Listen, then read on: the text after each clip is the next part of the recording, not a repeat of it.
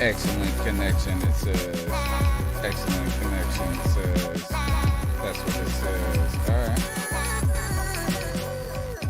All right. Should I do the... I guess I should do this. Do you have another video? In a world where Carolina Panthers fans have an insatiable thirst for Panthers news and opinions, only one podcast roars ferociously. It's the C3 Panthers Podcast. All right. What's up, Panther fans? Tony Dunn, Part 2, Cultural Clash. Bringing these cats back in the podcast. The connection now says excelente. Thank you, Nick Montiero, for the super chat in the last broadcast, $4.99. The love bomb saying this: Teddy Bridgewater doesn't deserve to win. You know, he said after the game it was the first complete win or complete game of the season. And I wouldn't even say that's the case. It was the same game as always. That's what I'm telling you. You watched the same team all season long with a defense that got better. And I would say that's a good thing. It's like, it is what it is. And we knew it was. We've been trying to tell you. C3 Panthers Podcast. The number's 252-228-5098. Cody Lashney in the house. How you doing? I'm doing good, man. And hey, we even have some more people that we didn't have in the chat room the first time around. Bubba Pacha, 704 Bound Charlotte, Moneybags Lawson, Shane Welch, 10 Tizzy. What's up, man? We got people chilling here, ready to talk some Panthers football, man. That's one thing about us Panther fans, man. Good or bad, we're ready to talk some Panthers football. CK, what is going on in this streamland? In your streamland, you streaming all the time, homie. You stream. Yeah, how do you have a wife still? Well, I stream after she goes to bed. So, does she go to bed? Like, I feel like she's sleeping beauty. Yeah, she goes to bed like. Yeah, she came, to put it into perspective, she came in here at 8 to tell me good night. So now she sits there and TV for a bit and whatnot. But you know, she's typically asleep. I mean, even if it's not quite at 10, 10:30 or whatnot. And when she's sleeping, she doesn't care. She's like, hey, he's not watching porn. He's playing video games like a crazy motherfucker. I tell you this. You know, it's hard playing video games with no thumb. Have you tried? I've been playing on my daughter's computer that I got her for Christmas. And right now I'm on that Paladins joint, which is the Overwatch knockoff of knockoffs. Is it fun? I don't like them. I can't do those champion type games, honestly. Why? It's just boring to me.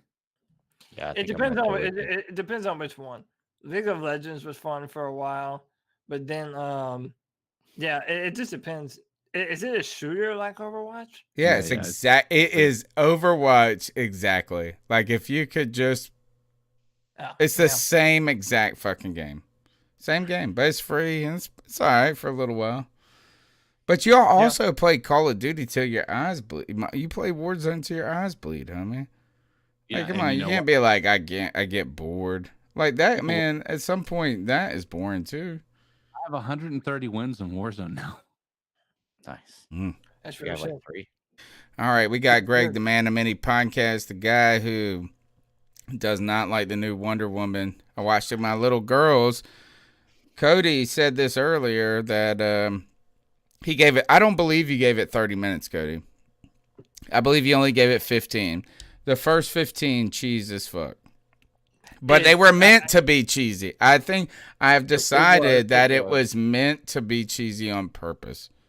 Yeah, but in a day and age, look, this isn't a movie show, but I'll just say this: in a day and age where superhero movies are being made at their best and they have never been they're better, worn out. That kind of bullshit is just not acceptable anymore. I don't understand how a group of executives are so tone deaf and blind to how fucking corny and terrible something is. Like I don't get it. I didn't dislike the movie. I just wasn't really impressed with it. There were a lot of plot problems, a lot of things that looked really bad to me. Cody, you said the best quote the other day. I can't remember what the exact quote about how she was the empowerment of women for generations or Yeah, for years. she was the embodiment of female empowerment, and her sole character motivation is, oh, I miss my boyfriend. I wish he was like, come on, man. Like, it's so dumb. Like, there's no character development. It's just, it sucks, man. Can we talk one thing before we move on? Sure. Armor was the stupidest thing. Like, it literally was a glorified shield that was literally lasted 5 minutes. No, I couldn't even tell you I didn't make it that far. Against the That's what bothered you? That's what bothered you? The armor? This built up thing. Like, the armor, it was supposed to be this incredible I disagree. I thought the golden armor was badass. Hey, it would have been badass if it didn't literally stay like she lost the armor within 5 minutes of having it on, and it did nothing but provide her a wall to stand still and get beat. No, she was wearing Cheetah down. She was tiring her out. It was like a boxing match. But you realize that was supposed to be the armor that was supposed to be this incredible. All this effort was put in. Cheetah is Wonder Woman, though. She was. Listen, I have to say this. So fun to listen to. We're taking away time when we should be talking about Soul. If we're going to be talking about another movie, I promise you, for you and your whole family, your children, it is one of Pixar's best movies ever. Okay. It is perfect for adults and for kids. It is a beautifully made movie. Jamie Foxx is wonderful. Watch Soul with your family and don't even give Wonder Woman another thought of your life. I promise you'll thank me later. I agree with what Greg said. Is the swooping down in the beginning on the was like kind of with the it just. But I like the making fun of the 80s. Like that's I understand that, but you know what I don't like is you're talking about female empowerment and this and that, which is this is the opposite of female empowerment.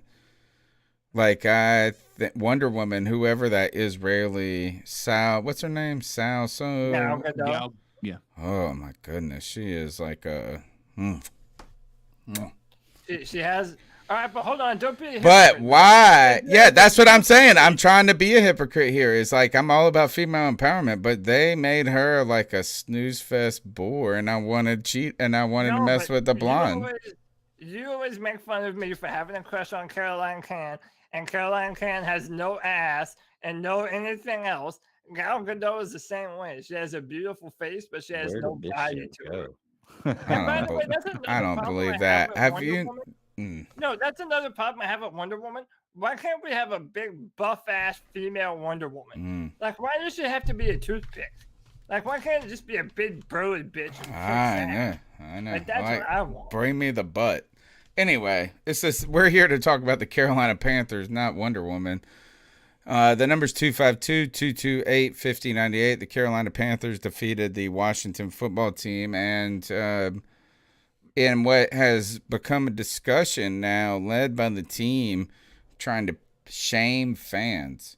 I feel like Darren Gant and Bill Voth have been on the internet trying to shame us for not being happy that we won.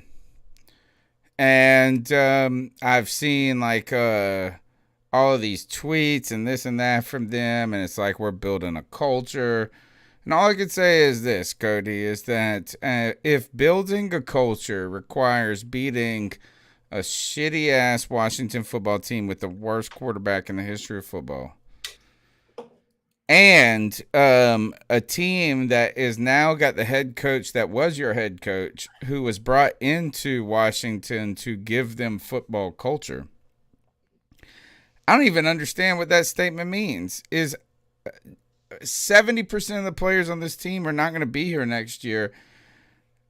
Look, I want our players to go out and play hard. I understand Zylstra jumping onto fucking football and getting a touchdown like he's supposed to do that. He ain't going to be on the Carolina Panthers next year, right? He got to try to say, I'm going to play special teams for San Diego or not San Diego, Las Vegas, something. You know what I'm saying? He's putting together his team.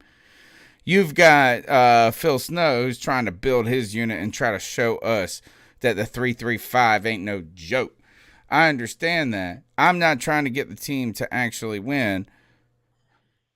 But man, Dwayne Haskins was so bad, bro. How can you not win?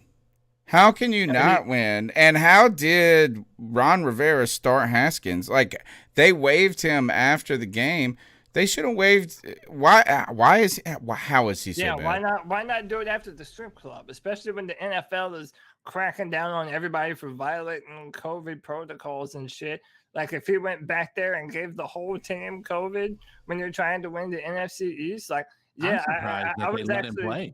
Yeah, I was actually listening to Peter King talk about it, and kudos to him. He came down on Ron Rivera. He's like, everyone's, commending him. He should have done this sooner. And I do agree. And it's another trend of Ron Rivera kind of waiting too long to do what needs to be done. I mean, we only fired Mike Shula after the entire fan base wanted his head on a spike. So, it's typical Ron Rivera. Listen, we all know this. If Taylor Heineke had come in for even 3 or 4 minutes of time than he had, we would have lost. Hands down, we would have lost. He was throwing deep balls. If it wasn't for his idiot receivers dropping footballs right by the end zone, I mean, they were going to tie the game with enough time left. So, I mean, it's embarrassing because it says our offense is as bad as we think it is, even though the stats don't say that. We have 3 1,000-yard offensive players on our team, potentially 4 after this coming Sunday. So who's the fourth? If Curtis Samuel gets 70 yards this Sunday, then he will have 1,000 yards on the season. That'll be him. DJ Moore. No, he got 700. Oh, you mean receiving yards? Excuse me. Okay. Yeah, receiving yards. Yeah. But it'll be him, DJ Moore, and Robbie. Anderson. Him, DJ Moore, Robbie Anderson, and we have a 1,000-yard rusher in Mike Davis. Did Mike Davis hit 1,000-yard rusher? Yeah. Okay. How about that? Undrafted or whatever the hell, 4th round or whatever, comes in after we pay Christian all that money and rushes for 1,000 yards in his first season. Yeah, but it definitely wasn't 2,500 yards in total scrimmage yards. Yeah, but we did make up for it in other means. We have 3 other 1,000-yard players. So, yeah. But I mean, again, we can. I'll say this just because I think it's. We shouldn't be sad for having great players. That's what I think CK is really getting at. Is like, why should we be sad about having Chris McCaffrey, who would have made us better? The question is that you just can't say that we just didn't have Christian McCaffrey and we would have been so much better. Is that having Christian McCaffrey would have been 2 more wins. That's really what it would have been. It would have been 2 more wins, and that's good. We would have loved those 2 wins, right? And that's why we shouldn't have paid him. All right, I know you guys in your analytic GM minds, but there is an argument for special players. Right? Is Tyreek Hill just a wide receiver, or is he an exceptional wide receiver? Was Barry Sanders just a running back, or was he the most exceptional one? I think Christian McCaffrey is an exceptional player. I think he falls in the tier, Cody, that is not like, it's just not quantifiable in the same way. It's like different. Like, it's kind of like fantasy football. All right. Which I won my kudos to you, Greg, winning your fantasy. I won mine. I'm in this dynasty fantasy football league, guys, where we have a salary cap each year of $20 million, and a first-round pick is worth $20 million, so you could keep a first-round pick, and then like a 10th-round pick is worth like $3 million.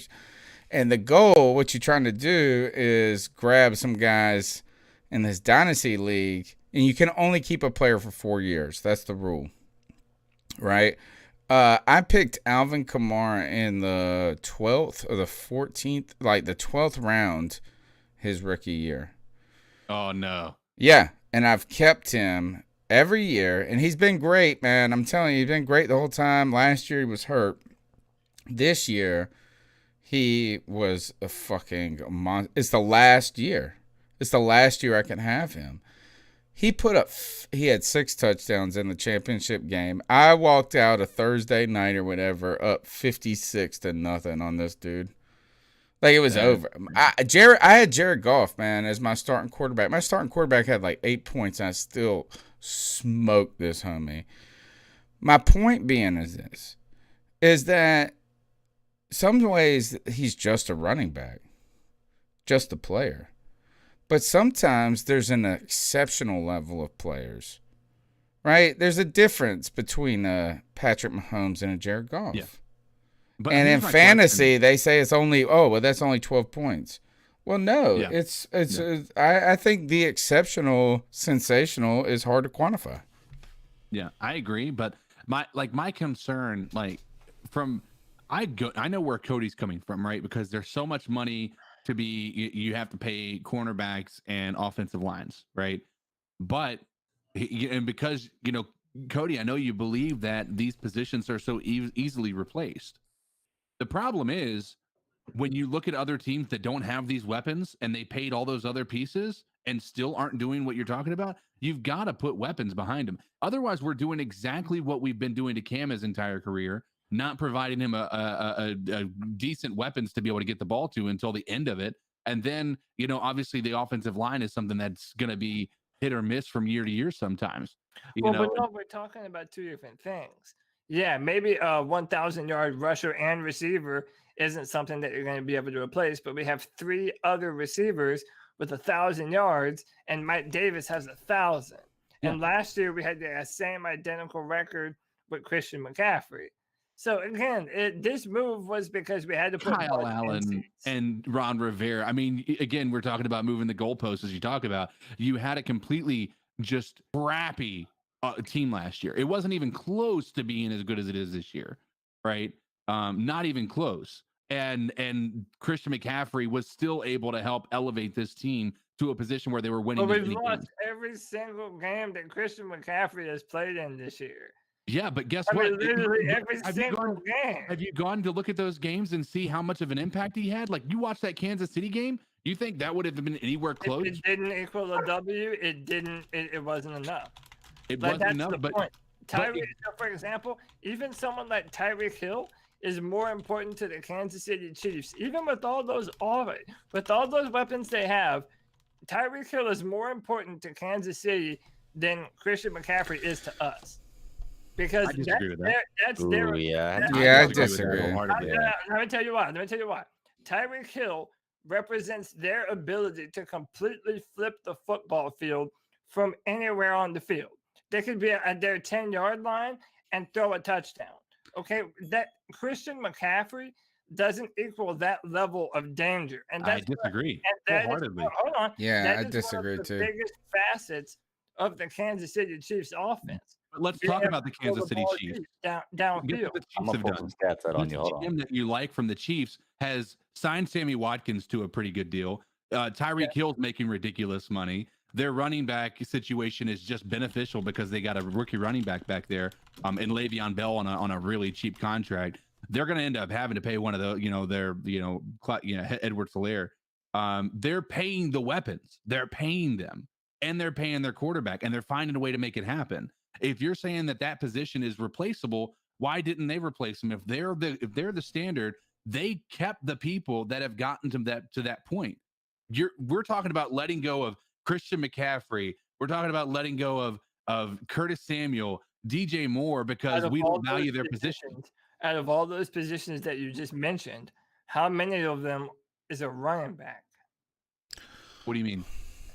Out of all those positions that they paid in Kansas City, which one of those players is a running back? They haven't had to go to that point yet. They haven't gotten to that point.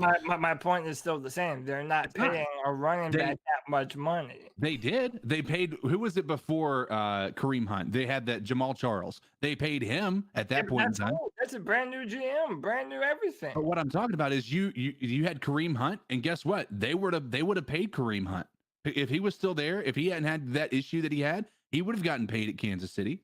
And you know it. They weren't going to let that guy. Dude, should have, could have, would have. Then Kansas City. I just feel like it's hard to. Again, it reminds me of fantasy. You're way out of bounds here, Cody. Go ahead. It reminds me of fantasy football.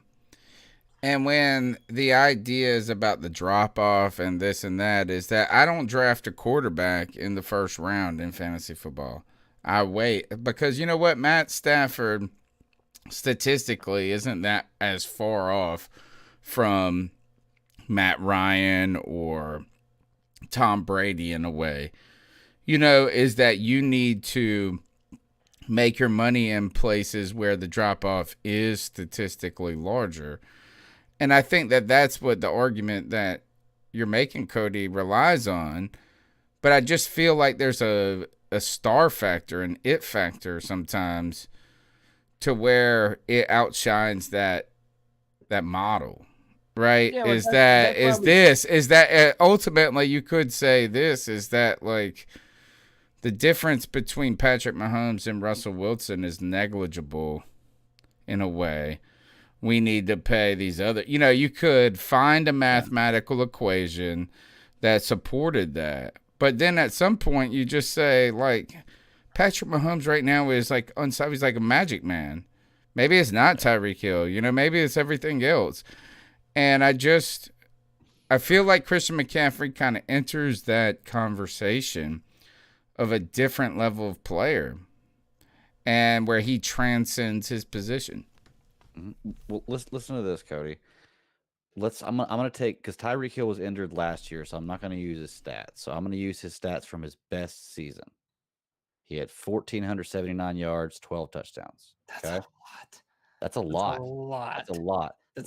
Last year, Christian McCaffrey had 1,387 rushing and 15 touchdowns. So can we say that's a wash right there? That's pretty even. Yeah. No. Why can't we say that? No. You're talking about the difference of 100 yards. Okay, no. Here's the difference. Christian McCaffrey, as Trill One says in our chat, the whole league thinks that CMC is our whole offense.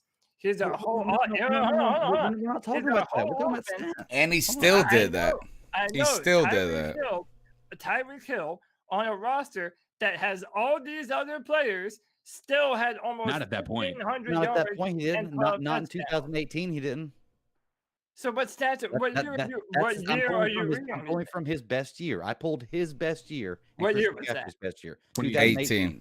1,479 yards, 12 touchdowns. His best year. He has more touchdowns this year, but less yards. So which would you rather go with? Because either way, he doesn't have more touchdowns than Christian McCaffrey had his best year. But what I'm saying is, you can take what his receiving yards in his best year, Christian McCaffrey's rushing yards in his best year. That's a wash. Now let's add Christian McCaffrey's receiving yards, because Christian McCaffrey had 1,005 receiving yards and 4 touchdowns. And let's look at Tyreek Hill's rushing yards. He had 30 rushing yards and 0 touchdowns. The whole part of that Kansas City Chiefs offense is their ability to open it up over the top. It's literally the most important part. It's what won them the Super Bowl.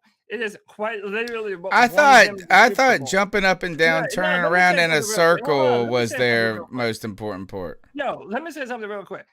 We had Christian McCaffrey last year, and we're no better off at record-wise than we were last year. And all the yards that he provided us have been replaced by other players on the football team.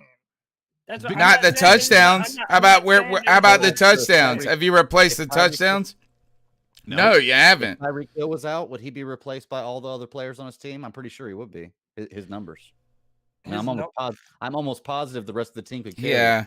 It's like if Tyreek Hill's out, I'm pretty sure the rest of the team Mike Davis ran for almost as many yards. Yeah, but how many touchdowns they have? How many touchdowns they have? Yeah. Listen, no matter how you listen, Christian McCaffrey is an incredible football player. Here is where this argument fails. And I'm sorry, Cody, you're wrong on this. You're wrong on this. And the argument fails here is that ultimately this is that positions are more important than players. That's what your argument is positions are more important than players. The position they play. Now listen to me. So the idea is this, is that, we can have a top 5 left tackle. We're going to pay him $72 million. He could be beat like a fucking drum Oh no, you're gonna pay him $70 million, but it's a bad idea to pay Christian McCaffrey, who's gonna beat those bitches like a drum. That's where you are saying that positions are more important than players. And ultimately is that because Christian McCaffrey plays a position that is not as valuable in your mindset, he's less important than the player. He's very talented. He is not worth the dollar amount that we paid him. He does not. All right, let's change that to this. It doesn't equal victories. Listen, you can say all you want, but there is no data. What? How about this? Is that if we would have paid what number? All right, no. What number? If we would have paid him, would it have been acceptable in your mind? What are we paying him now? Pick the number. You pick the number. Is it 61? Is it 57? You know, I mean, like, ultimately is you're upset that we paid him $64 million or whatever it was. Well, listen, I know. No, but what is the number? What if we would have paid him $61 million? What is the actual number where the player exceeds the position? I mean, dude, all right, let's see. His average salary is $16 million a year. So 10. So you spread the other $6 million out. You spread the other $6 million out. So you're saying spreading the other $6 million out to nobodies, or to a center, or to this. No, how about this? Is we give 3 of that to Teddy. Let's give 2 of it to Teddy. Let's give 2 of it to James Bradbury, and then all of a sudden that makes you feel better. No, we're not over. First of all, is that he's not getting paid $16 million a year. There's no way. Taylor Moton is far more important to the future success of this football team than Christian McCaffrey. Lies. You are. That's lies. That's straight lies. You have not seen him play in weeks. No way. I'm gonna go pull. If you fucking say Curtis Samuel is more important than Christian McCaffrey, hit him with the buzzer. CK, hit him with yes. That McCaffrey's doing, dude. Do not ever fucking say that again. The day we signed him, and I want to see your reaction. I want to see it. Is more elusive, a lot cheaper. Yeah. No way, bro. If you watched Christian McCaffrey on the field, like, let's go back. Look, I want you to compare highlight to highlight. I love Curtis Samuel, but if you fuck Curtis Samuel, yo. Fuck Curtis Samuel. I will say that right now. Cody, if you're going to keep talking shit about Christian McCaffrey, 100% out of the time, you're going to lose that argument. Look, the difference between me and y'all is y'all are in your emotions. No, that's some bullshit. That's the biggest bullshit I ever heard in my life. We're in our emotions. You love Cody. Let's talk some Trevor Lawrence. His adorable blue eyes.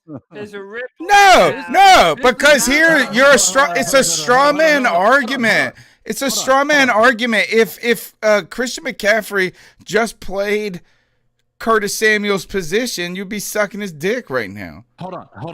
Listen. This is coming from the guy who says all these positions are replaceable, but I'm okay with trading away every draft pick to get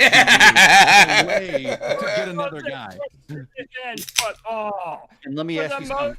Important position. But you're talking about removing the ability to replace those positions. Let me ask you something. Reverse position.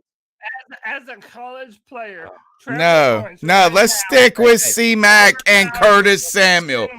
C-Mac Curtis Samuel. Yeah, how much are you going to pay Curtis Samuel? Tell me, how much is he worth? Is he worth 13, 14? Have Curtis Samuel be running back and see what he does, and have Christian McCaffrey be running back. Running back. No. And he got 70 fucking yards. The full-time running back, see if he can do what Christian McCaffrey can do, because I guarantee you Christian McCaffrey can do what Curtis Samuel can do, receiving the ball. So I mean, come on, dude. run a Christian 4-3 McCaffrey is a better receiver than Curtis Samuel and a better running back than Curtis Samuel. Christian McCaffrey It's just so didn't have a dumb. quarter It's of the so speed fucking that Curtis dumb. Samuel had. The Because fact that that's- you even put Curtis Samuel's name in the same sentence as Christian McCaffrey is fucking insanity, dude. It's fucking insanity. You're talking about a slot receiver. You're ready to play a slot receiver $13 million for 700 yards of offense, but this mug When ain't did where they it say I says. was paying him $13 million? That's what he's gonna be. That's exactly what he's gonna be. What do you think of? And I would have traded him. No, but what is no? You want to keep him? You said you want to keep him. I wanted to trade. You him just before said the he was deadline. just as valuable as Christian No, McCaffrey. let me tell you. No, so this is what I'm. I will give you a $3 million No, pass, bro. here- This mug. This is what I'm saying about positional value. Taylor, okay, for as good See, as Curtis Samuel position is more important to the play Right, than the that's- player, that's- and that is that is bullshit when right. it comes to. Taylor Moton is worth paying more than Curtis Samuel. Bottom line. We ain't Samuel, talking yeah, about that. I'll- Well, duh. Well, fucking Right, duh. More than I McCaffrey could have told also. you that More last than year. McCaffrey also. Oh my It's more than gosh. McCaffrey also. Is Taylor Moton? Running What- back is what? replaceable. We Is have a Taylor- 1,000-yard rusher on He's our football irreplaceable, team. bro. Taylor Moton, irreplaceable. We have Irreplaceable. at 1,000 yards. Is he the best player at his position, Taylor Moton? At right tackle. No. Yeah. Sure. Is No. Do Probably you top really, do you three. really- Okay. Yeah, for real. I really do. Well, so is Christian McCaffrey. Okay. Exactly. But number one. Hey, do this. Number one. Best running back in the NFL. Still Mm-hmm. doesn't deserve that money. I don't know. Best Yeah. running back in the NFL. that Still one. doesn't deserve that dollar amount. Why? Period. All right. How about this? Why is it? What wasn't one of the people that Cody wanted to be our GM, Jeff Ireland? Yeah. What'd they just do? They paid the fuck out of Alvin Kamara. They paid the fuck out of him. Why? Because he sucked. It's not worth it. Why is it that these teams are paying Dalvin Cook? Why is it that they're paying these guys then? If they're not worth it, are you just saying that they are, all of them are wrong? There's only one player that has proven to be worth it at the position. Tyreek Hill. Henry. Derrick Henry is the beginning, middle, and end of the Tennessee Titans offense. Oh my gosh. Okay. I just cannot agree think with this. Like, if anything, is like, I understand that he's a beast. He's been beasting it, but he's more one-dimensional. No, he's not. He bounces it to the outside. He runs up the middle. Either He's way, I powerful, don't very think in his best. I don't think in his best year is better than Christian McCaffrey's best year. Take the injury away, maybe Christian McCaffrey's putting up numbers like he is this year. Look at the first few games he played. When you took Christian McCaffrey out of our offense, we had the same number of wins as we did last year. Take Derrick Henry off. But the we're a Tennessee Titans, completely and then different tell me team, what homie. fucking- We're a completely different team. That you cannot use that stat. That's a false stat to say. Well, that's like saying, well, you know what? We didn't have Christian McCaffrey in 2007, and we have 4 wins. Oh, well, I mean, but same team. Exactly. I mean, that doesn't make any fucking sense. That makes 0 sense. The Panthers have good receivers. The Titans We have didn't good have receivers. Robbie Anderson last year. We didn't have Mike Davis last year. We had the list of players that we didn't have. We're completely different. We have a different coach. We have a different. It's not that is it's a straw man argument. It's sleight of hand, Cody. That's sleight of hands. Look over here. See you. All right. How about this? Y'all want to ask me the questions? Demonstrate to me how he's worth it. What's worth Again, it I about- tried to ask you this. Would $14 million make you feel better? No. 12? I don't want to. How about this? Pick your team. Pick your team and see what they're paying. Like, you know what I'm saying? Like, is that I can move money around in the NFL. I could be like, you know what? I'm taking $1 million from Stephen Wellerly, but did this and this. And all of a sudden, Christian McCaffrey got $4 million more than somebody else. Like that's is that you were is that he is not worth it because of the number. Well, then what is the exact number? How about this? 12? If he took a pay cut to 12, would that be okay with you? I wouldn't want to pay more than 11. But why? That's an arbitrary number. It's an arbitrary. You just picked 11. You just picked 11. What I'm saying is not hard. How about 11.5? How about 11.5? Would you take that? 12? I told you I wouldn't want to go above 11. See? Oh my God. I just told you the answer. I would not want to go above 11 because all of the yards that McCaffrey gives to us, for as good as he is, it is so much cheaper to find someone like a Mike Davis who runs for pay him $8 million. Pay him $8 million. Ugh. Again, listen, y'all love the player, and I do too. Y'all think no, it's not even. No, it's not the player. I didn't even want us to draft him, man. I was a Leonard Fournette dude. I was wrong as a motherfucker. I was wrong. I was completely wrong. All I'm just trying to say is this: is that how about this? Would you rather have Taylor Moton for $14 million a year, or Matt Khalil for $9 million? I'm going to say this is like, I don't give a fuck, man, what position he plays. He sucks. Matt Khalil sucks a dick. So I don't care if we're saving a $1 million or $7 million. Like, you are making a mountain over a $5 million molehill. No, you're talking about, if it's just a position, then that means you pay someone like Matt Khalil, and even they're more important than McCaffrey. No. Yes, that's what you're saying. No, that's exactly what you're saying. Taylor Moton's worth it. Taylor Moton is good at his job. And when you're good at tackle, that's way more fucking important than being good at running back, dude. And that's just non-emotional. That's the real truth. It's crazy. That's the real truth. Crazy. It's just fitting your narrative. All right. So Panthers. Hey, real quick. 57 people watching. 22 likes. We're here bitching about contracts and Christian McCaffrey for fucking half an hour. Hit the like button. Come on. We're putting on a show. Again, we're more fun than watching the actual Panthers. A lot of time. Yep. What's going on with Brian Burns? The Panthers but how about this? Is Brian Burns' brother? You know him, CK, don't you? S. Clover. Did CK leave? CK got pissed. Yeah. He was like, fuck you, Cody, you and your bullshit. Sam Clover with S. Clover.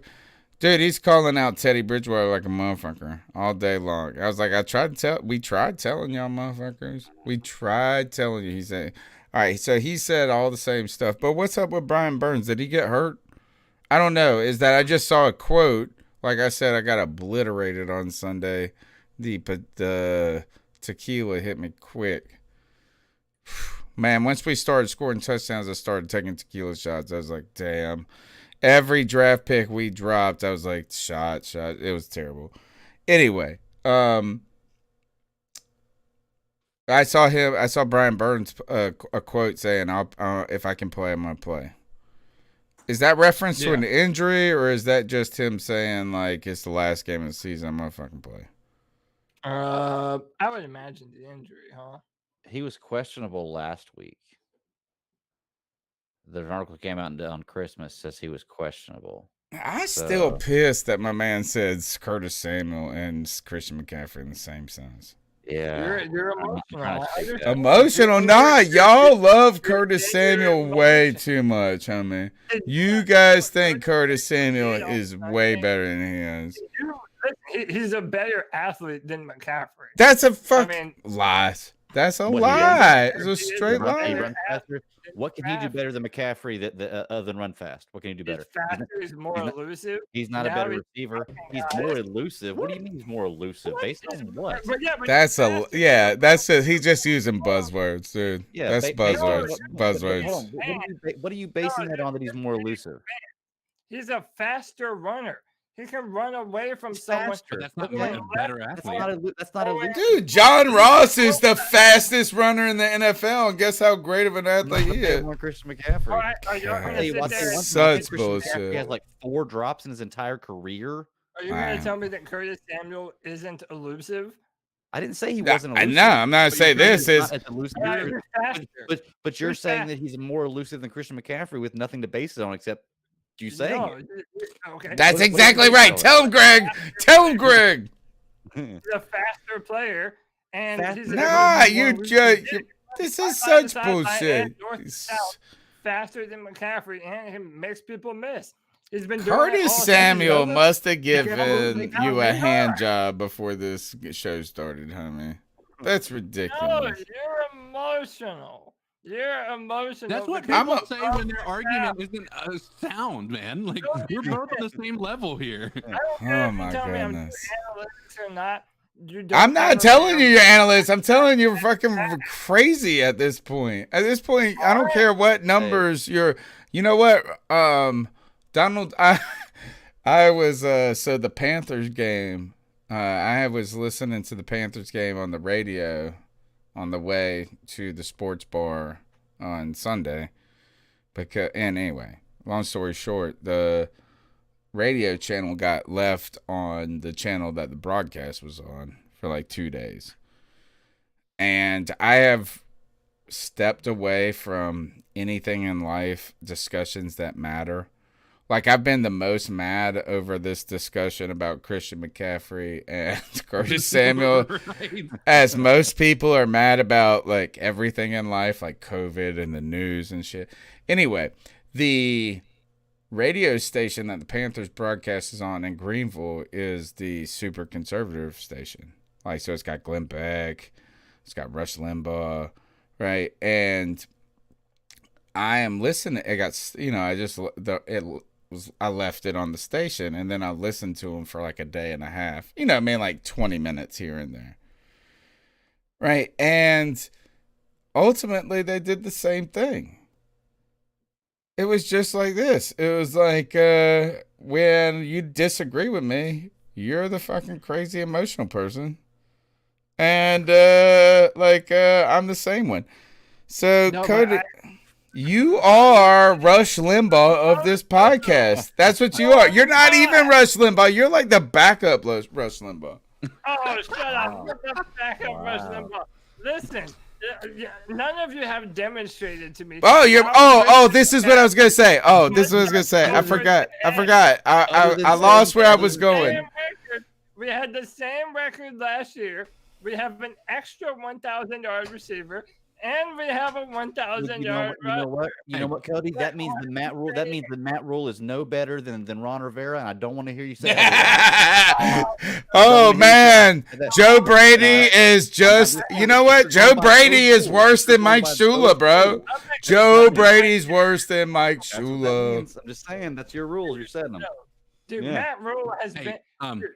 Matt Rule has been a surprise this season. The fact that we're as competitive as we are is a testament to our coaching staff. Cody, how much better is our offensive line this year? Cody Limbaugh Lashney. That's what Brad Dugan said. Cody Limbaugh Lashney. I didn't hear it. How much better is our offensive line than this year? How much better is last what year. Our offensive line from last year. now? Better. It's the best offensive line we've had since 2015. $2.75. That's what he's gonna say. It's $2.75 better. I would pay. Last year, I'd we rather would have say a that it Big was Mac Man. for. Last year, you'd say it was the worst offensive line we've had in years, and Christian McCaffrey still put up those numbers. Well, I would say Let's have a conversation. I would say the pass protection Ooh. is better this year. No, there's a difference. No, now you're saying you don't understand the difference between Bro. run blocking and pass block.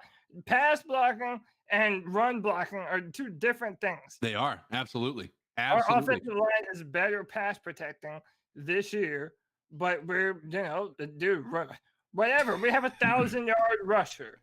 Because So, we feed him the ball because they don't trust our quarterback, which is exactly what happened last year with Kyle Allen. Kyle Allen was able to do the same stuff that Teddy Bridgewater was doing this year because Christian McCaffrey was in the lineup.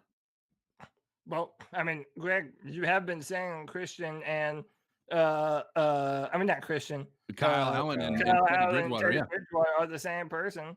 So again, on a relatively equally talented football team from this year to last, we have again a 1,000-yard rusher and an extra 1,000-yard receiver. We literally replaced all of the stats that Christian. No. We didn't replace touchdowns, yeah. We didn't replace no touchdowns. We complain about Teddy Bridgewater because he throws for all these yards. People are like, oh, he's thrown for the third, fourth most yards in the NFL. And what do we say? Empty calories, right? How many touchdowns does Mike Davis have? Does he count? Does he account for Does he account for the 19 or 20 touchdowns that Christian McCaffrey does in the year? Well, if he doesn't, then you can't say we've replaced. This is the most mad I've been all season, Cody. Oh, yeah. I have not been this upset. There's no way you can't say without replacing those touchdowns he's replaced Christian McCaffrey. You can't. Well, yeah, they shut us down in the red zone because they know it doesn't matter. They didn't shut Christian McCaffrey down in the red zone, so that's the point. They didn't do it. I mean that's the thing, you know. No, not all the time, but then I remember other times. Not 19 times. Where he very visibly was stopped on the red zone. I understand that. I feel like, Cody, if we went to go buy a car, say we went to go buy a car, we were looking for them. We were looking for this exact make and model, right? Exact make and model with these features. We got the leather, we got this, we got the color, everything's right. We go to the dealership and we say, we're going to pay $15,000 for it. That's it. That's my top line. And they say, it's $16,000. That's as low as we can go. And you go, well, it ain't worth that. And then they're like, well, you can go buy that Hyundai over there for fucking $9,000 if you want. And you're like, nope, sorry. That $1,000 is a 100% deal breaker. Can I provide to you a much better analogy? No, because it's not much better. It's a different analogy. Let's put a different. How about this? You provide me a different analogy, and I'll judge if it's better. Okay, you are paying $500 for a premium steak when you could have a perfectly good, fully loaded, stuffed crust pizza for $10. Now, at the end of the day, do you have to have, a steak is a much better dinner? No doubt, no question. But at the end of the day, you're gonna get just as full eating the piece of pizza. And first of all, that is much more. Other bills, and you'll be able to go and it's more exaggerative. It is more exaggerative. It is more. You're again saying that we've replaced what Christian McCaffrey did last year, and we haven't. You haven't provided a stat that shows that. Other than the touchdowns, we have 1,000-yard. Fuck Christian McCaffrey. Let's pay Curtis Samuel. Let's cut everybody and pay Curtis Samuel. All right. Anyway, the defense. I'm saying stuff that I'm not. That's exactly what you said. I wanted to trade Samuel. Oh, you can't say that now. You think he's more important, though. He was valuable to us at a point in time, and I would have traded him. Elusive Proximity said those are empty calories, bro. He said the pizza isn't filling my belly with TDs in the red zone. All right, hey, you know what that does, Cody? You can get a prime piece of pussy, or you can look at this porno. Nice steak with a nice little. You go with the full pizza that has all the carbs and all that stuff. You're just asking yourself to go ahead and have a horrible future moving forward if that's the decision you make. Instead of eating better, it might be more expensive. But guess what? Now you have a long-term problem. It means I'm full and I have money to go see a movie that night. Today, guess what? You're full today. Bring it home. That's some bullshit, bro. That's saying that McDonald's is as good as Gordon Ramsay. I'm not saying they're as good. I'm saying I have money. He gets the job done? That's what you're saying? I have money for more other important shit, and I'm full. That's the point. I got so many nasty sex references to make. I love him. $16 million every year. No running back is worth that. Here's my biggest thing, Cody, right here is you say that we're one quarterback away from being a playoff contending team, right? Is that what you said? In the playoffs, yeah. Okay. Who built that team? Oh, don't do this. There we go. So is Marty Herney the McDonald's of GMs? Is that what you're saying? Like we could have Marty And Herney guess what? Marty and Herney have had French his quarterback at fries the and beginning a of the season, Big but that Mac, got and it'd stripped be away from like, him. oh, we full as fuck and we fat as fuck. But we like, oh, well, fuck Gordon Ramsay and his gorgeous food over there. All right, enough of this. Enough. Is there any other?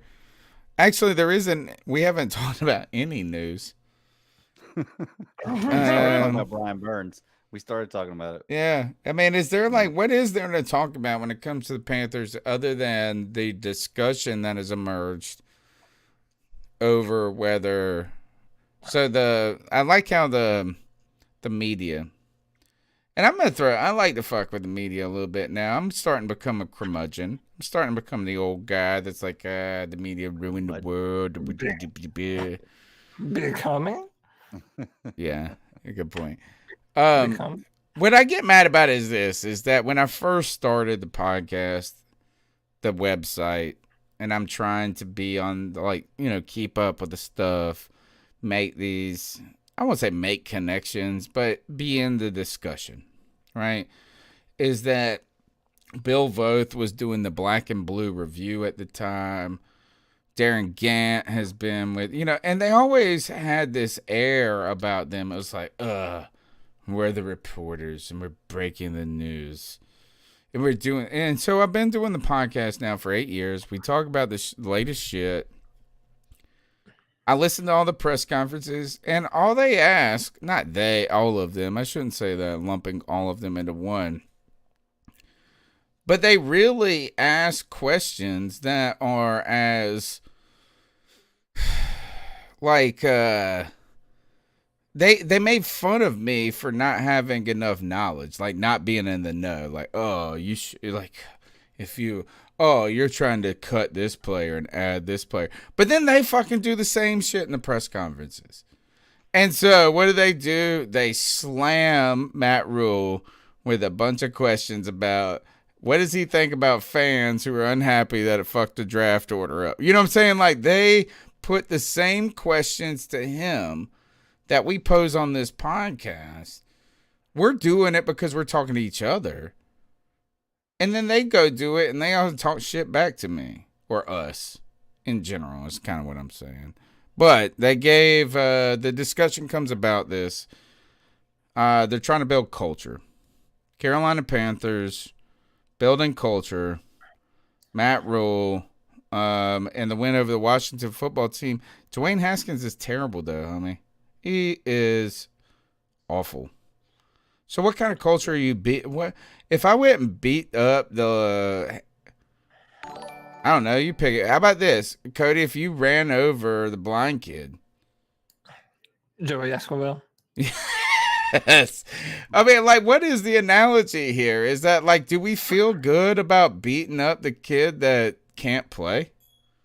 No, you shouldn't, dude. And listen, I get pissed off because I feel like people, like, I feel like we've been very open and honest, and that one, we understand that no team chooses to lose. Right. Okay. So, yes. So it's not like we're up here saying, "Damn it, Panthers! Why didn't you go out there and give your worst effort?"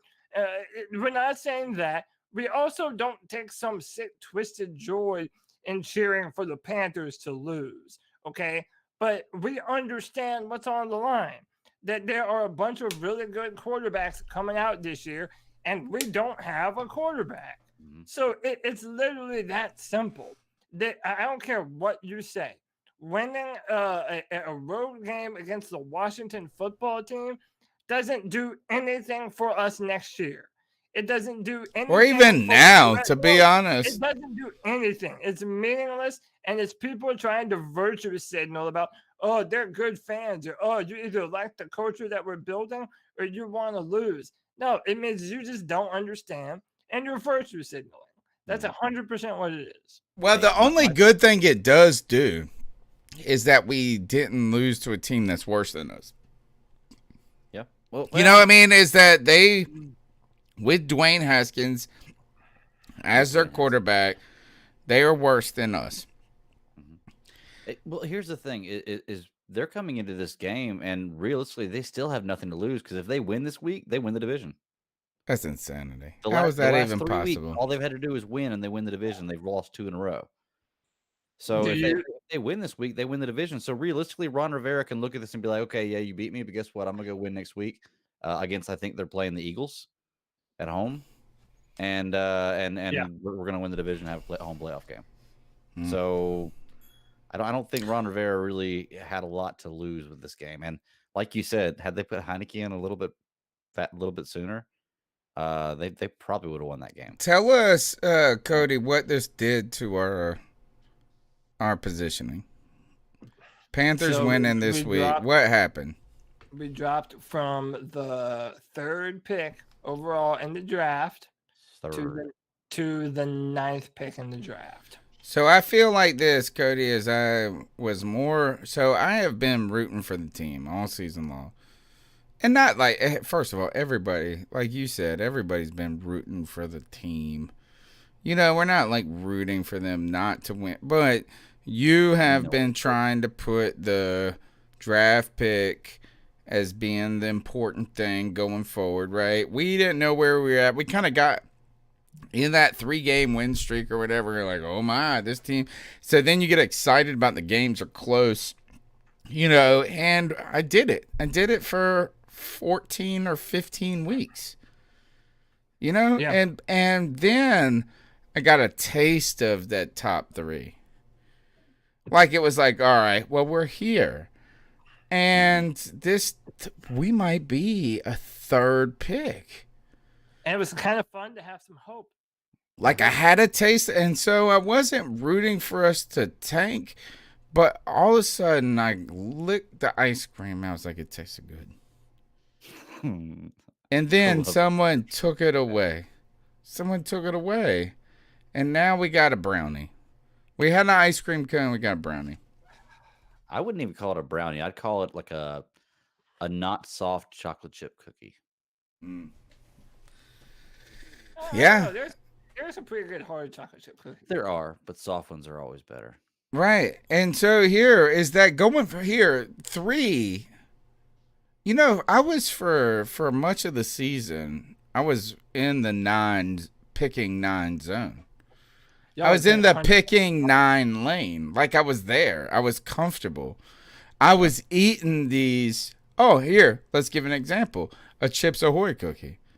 A Chips Ahoy cookie is delicious. Come on, folks. You dunk it in. You put them in. You put them in the milk. They're great. Yeah. Great.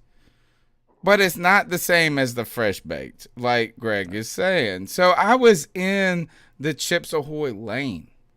I was enjoying it. I was eating the whole sleeve like I was 9 years old again. I'm going to eat this whole sleeve of Chips Ahoy cookies.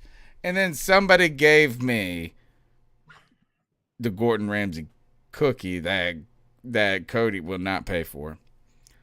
And I have another analogy too. It tasted good though for a moment. It just tasted good for a moment. And I was there. I was in the, you know, and I was like, all of a sudden, I was like, oh shit, we're here. And then now we're picking a linebacker again. And by the way, like now it reversed the way we had fun. Because now instead of like at the start of the season, you're pulling for the team to win, and then they lose, and then they lose, and these 1-score games, and it's just crushing. Okay, so then as we continue to lose, we start to build up a better draft pick. And all of a sudden, even though we're terrible, it's kind of fun. Yes. It's like all of a sudden, it's like this secret fun that you're getting. Yeah, and then now they want to have fun pissing on our fun. Just and I hate it. It's so stupid, man. And realistically, losing right now is the best thing for our team. So if you're not necessarily pulling for losing, but not minding if you lose, or pulling for a good draft pick is the better thing for our team right now, I feel like you're a bigger fan. Here's the thing is 6 weeks ago, I was totally against it. I was totally against losing. 4 weeks ago.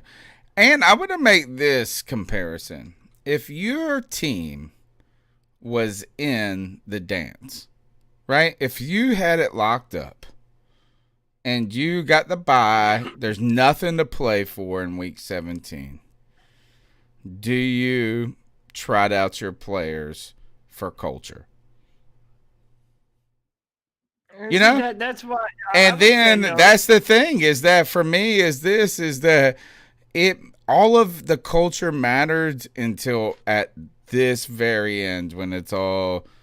And I'm not saying they should try to lose, but here, if they should fight to win at this moment, then so should a team that has a bye week in the playoffs to establish their culture. Agreed. Yeah, and by the way, how pointless is that? Like, right when you get your Peyton Manning injured or whatever, you know what I'm saying? Yeah. But I mean, also the people though they're shaming us for being upset that we won instead of lost are the people that are like, yeah, we gotta go out there and play. Brian Burns needs to play. Every game matters. Doesn't matter if you're playing for anything or not. Panthers gotta win. Go Panthers! Like, yeah, it doesn't make any sense for your future. It doesn't make any sense for your present. It just doesn't make any sense, man. I mean, it's so much like Curtis Samuel being more important than Christian McCaffrey. That's the same sense it makes. No? You can't move me, man. By the way, I did come up with another example. We're going. All right, go ahead, because I'm pulling the cat calls up. Go ahead. Well, let's do a cat call, and then I'll hit you with a better analogy. All right. So what are your thoughts on catcalling? Yeah, it's pretty you shouldn't do that to somebody. And how did that make you feel? Very uncomfortable. So how do you think catcalling makes the person feel? Like Cody talking about Curtis Samuel. Who's that cat sitting in the back corner with his face buried in his nose? Who's that kid that can use one?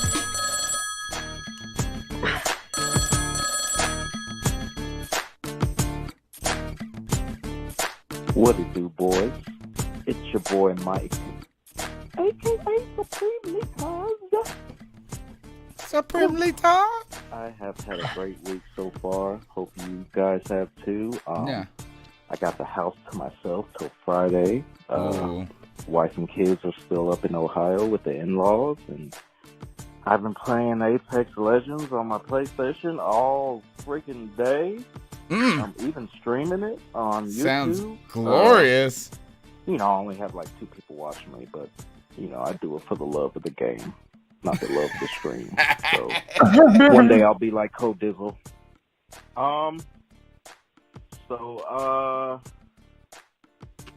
The time to strike is now for that quarterback or that tight end.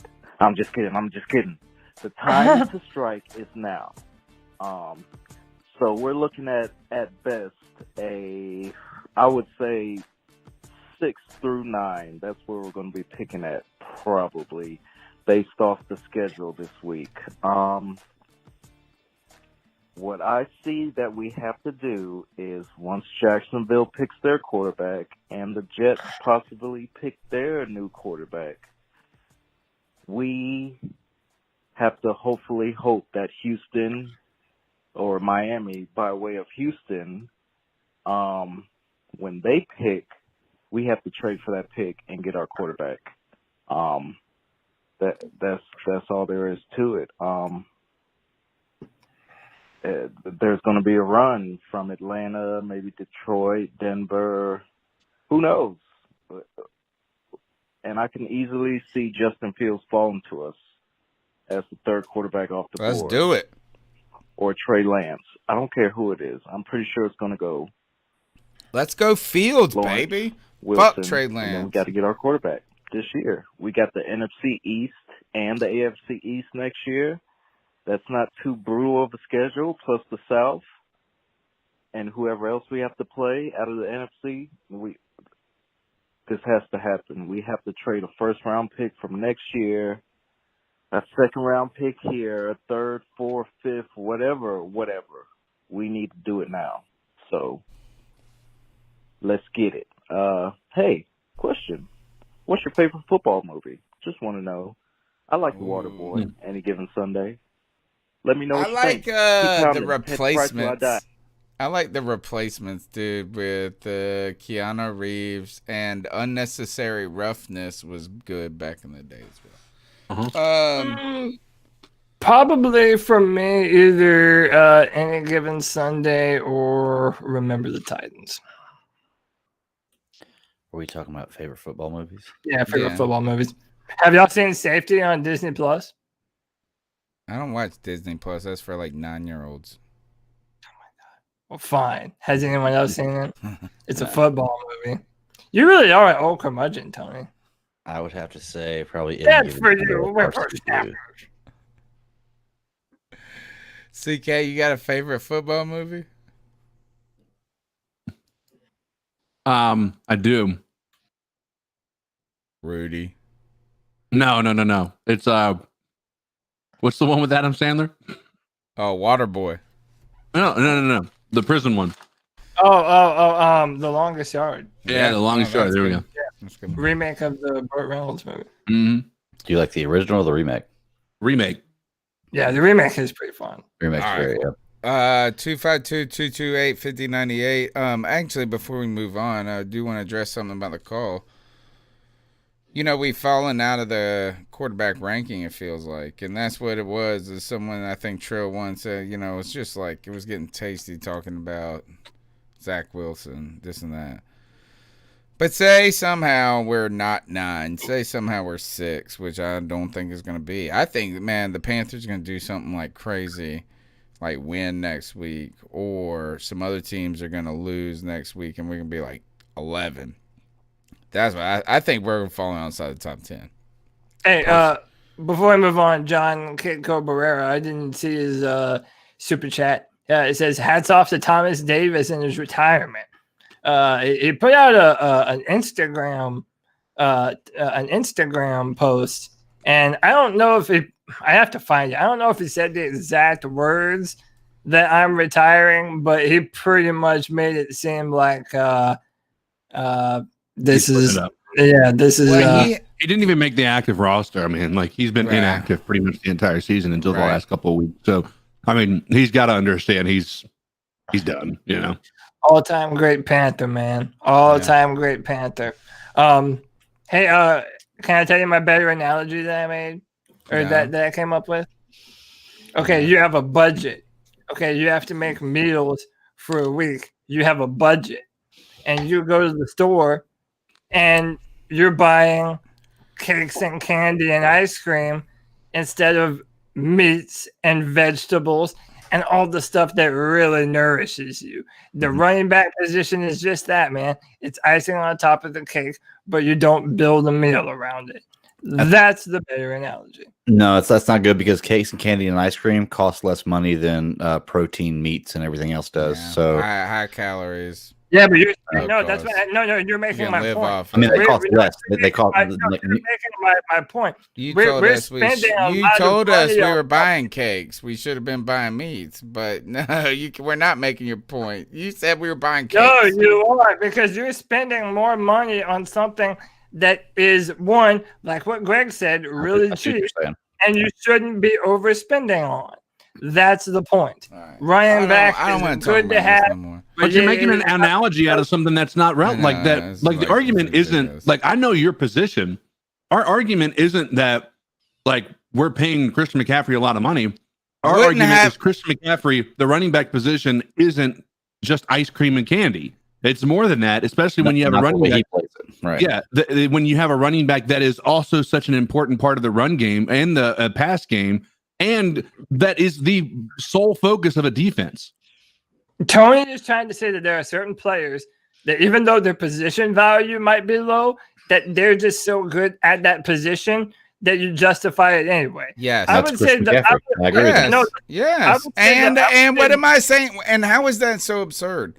Am I saying this? Am I saying that they shouldn't, that you should pay like you should only have one player? Like it should just be Christian McCaffrey versus the other team? No, I'm not saying that. I'm just saying this is that saving $1.5 million on Christian McCaffrey a year to pay a nobody-ass defensive end is Why bullshit. Is that nobody player? Why Because can't that's what it is. best- Because look at the fucking roster. I can find $4 million of players that are not that just don't contribute. So you can't be like this. Is it be like this? Well, if you don't have Christian McCaffrey, I mean, if you have Christian McCaffrey, you can't have Patrick Mahomes. That's like, it's like an either or. It's like, why can't I have a good meal, a steak, a potato, and a fucking something and a cake at the end? Why do I gotta have the $10 million cake at the end? What I'm just trying to say is this: is that what number would make you happy? Is it $13 million? Well, then you know what? I will shave All right. Well, you know what? I will shave it off of somebody else's salary, homie. $10 million. I promise you, this Christian McCaffrey won't annoy you until it's time to pay, like, say, Brian Burns. And it should annoy you now that we're probably not going to have the money to pay Taylor Moton. But my point is, you're overpaying. We don't have money to pay those dudes, not because of Christian McCaffrey, but because of other positions. How about that?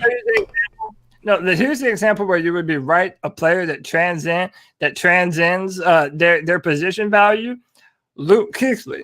Normally, you don't pay middle linebackers the kind of money. Your feelings are in the way. You're letting your emotions get in the way of your judgment. No, you're not. No, what I'm actually saying is, Luke Kuechly is a talent that is transcendent enough that you do pay so them. Is Chris McCaffrey. Easily. Chris McCaffrey, by the way, look at the drop off in our defense from having Luke in our midfield.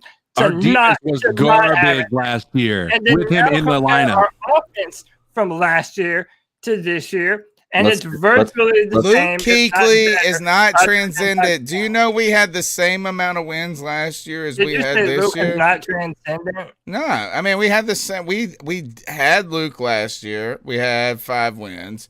We don't have Luke this year. We got 5 wins. Duh. That's your bar that you said it at right there, Cody. I mean, like, guys. I mean, duh. No, Luke Kuechly was the strategist on our defense that put our defense in the right positions, whereas McCaffrey, like I already said, it's just a bum. He's a fucking we bum. have replaced all of his numbers. We have not. We have not. No, we haven't. We haven't replaced the most important. Jeremy Chin replaced Luke Kuechly. Straight up, the most important. We've been saying all year that's all on Bridgewater, and now it's not. We had Mike Davis getting his empty calories is all on Bridgewater. No, I'm saying I'm done talking about this. I am done. So Mike Davis never got a run in the red zone. Never once not got a chance in the red zone. Mike Davis hasn't been as good as he was. Argument then, man. The reality is Mike Davis had 3 to 4 good games where he was running over people. Ever since then, he hasn't made highlight reels. He's not. Christian McCaffrey made him every single game. He's the Wonder Woman of running back. And he's good, but he's not great. He's the Wonder Woman of running back. The drop off between Luke Kuechly and AJ Klein is negligible, and I would rather save $6 million paying AJ Klein money that is worth a middle linebacker position. It's bullshit. All right, no. Let's talk about something else. That's more important. I'm done talking about this, dude. I don't want to talk about it no more. Don't want to talk about it no more. What I want to ask you is this. Is Justin Fields, who was, and back to the call, Supreme Lita Mike, he's talking about quarterbacks, this and that quarterbacks. Zach Wilson out of we're not in the top 3 anymore, but all of a sudden the Justin Fields could be dropping. He was just a month ago the consensus number 2 quarterback.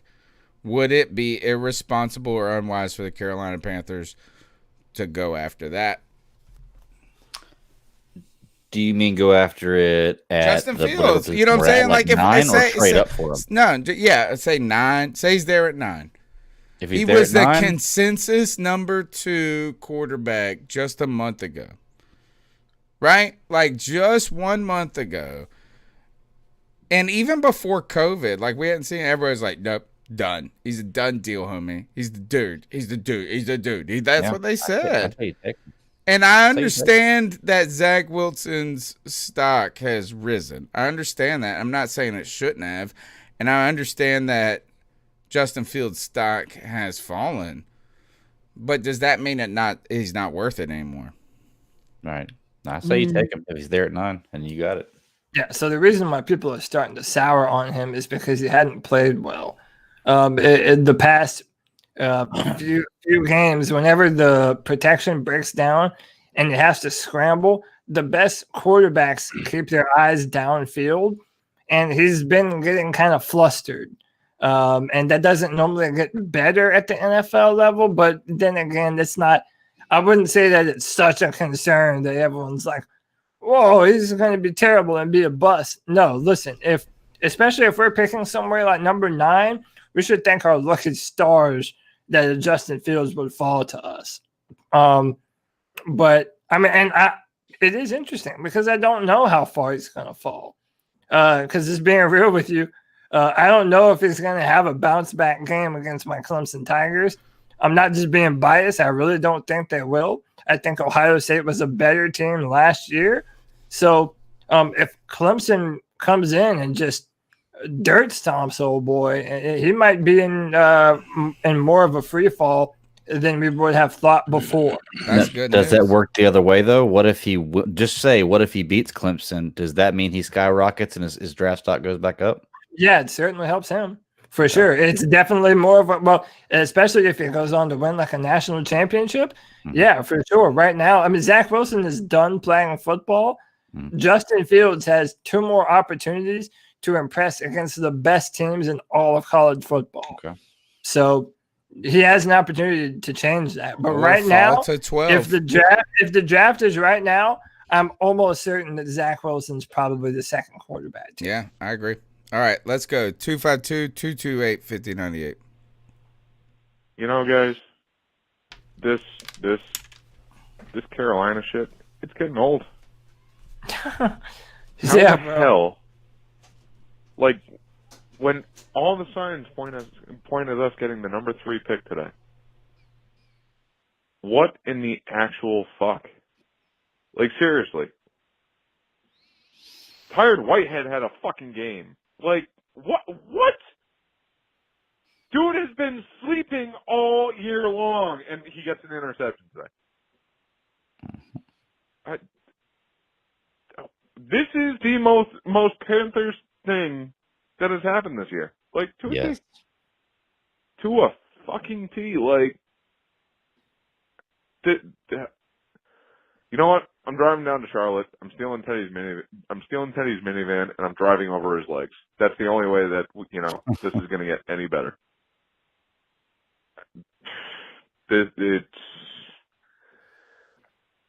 Quite honestly, I wouldn't even be mad if we didn't take a QB. If we had that number 3 pick, I wouldn't have even been mad if we had taken that tackle, because we have PJ fucking Walker. And I would have said, start PJ, bench Teddy. I would have been more than okay with that. Let's fix up the O-line. Maybe in the 6th or 7th round, pick up a tight end or 2. Get maybe like a safety or a linebacker or something. Well, Jeremy Chin's been doing pretty good at safety, so maybe not necessarily a safety, but, little something for the defense, but mostly shore up the offensive line. And I would have been more than happy with PJ being the quarterback, because you know what? He's proven that he can get the job done. And Teddy, break your other leg, man, because I'm tired of this. This is ridiculous. Damn. He said, "Get a crooked D." Oh, we played a complete game today, dude. You were shut out in the second half. Yeah, you scored 14 points out of your 20. 20 points the entire game to the football team. Guys that don't even have an actual name. Like, seriously? Our old third-string quarterback looked better than you did. The dude that went to the XFL and he was the third-string quarterback didn't play a single damn snap. looked better than you did. Teddy, I'm tired of this whole shit. Like, what the hell, man? CK, thanks Nick for the call. CK, after watching that game, you've talked about this all season long when it comes to deep balls, this and that. Teddy, did he do anything different? And I think that it's no. Like, even the deep ones that he were hit. off target. Again, it's something we've been talking about. Like, he underthrew Curtis Samuel to where Curtis Samuel had to stop in his route. And guess what? He got hit right when he got the ball in his hands. Yeah. Right? It's just the reality of what Teddy Bridgewater is. He has yet, in my opinion, to throw an impressive football. Like, he's gotten the ball to receivers. And he's done that job, to a point where he's got a great completion percentage. But when you talk about a NFL professional elite level throw, I've yet to see it happen. Yeah, I think there's only one standout play I can think of with Teddy Bridgewater, and that's the one run a few weeks ago where he dove. Like, I was impressed with that. Other than that, I can't think of a Teddy Bridgewater highlight. The best plays he's made has been with his legs. Every deep shot he's taken has either been wide open or it's gotten there. The ball, it just takes so long for it to get there. You're like, even the receivers, I feel like, are taking a nap as it gets to them. It is, at this point, more than him being conservative. He's regressed. He doesn't have the arm strength. He just doesn't have the arm strength. But listen, once again, this podcast and the people on it, all of us, pat ourselves on the back. We were on this shit way earlier than everyone else. That Teddy Bridgewater is not just all these things that we already know, lacking arm talent, lacking aggressiveness, but he has now regressed. Yeah. He is playing worse than even his bench line level of play. I mean, the guy has thrown 4 touchdowns in 5 weeks. That's embarrassing. That's embarrassing. He's thrown 14 touchdowns in 15. You know what I'm saying? Like, it's like the same stat. By the way, his other previous high of touchdown passes was 14 in the season. Yeah, we made the Pro Bowl. Homeboy might fuck around. He might fuck around and have 2 more total touchdowns with the receiving core like DJ Moore, Curtis Samuel, Robbie Anderson. Dude, come on, man. He really is. Like, this is who he is. This is who he is. Brad Dugan in the chat says he can only throw checkdowns to Teddy when playing Madden 21. Right. The thing that with Teddy, the only thing he does good is the 1-2-3 throw. 1-2-3 throw. It's like the 1-2-3 slant. It's just the and it's one of those for someone who was an undersized kid.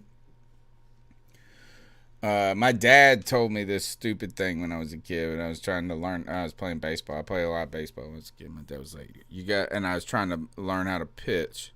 And he was like, you got to work on location.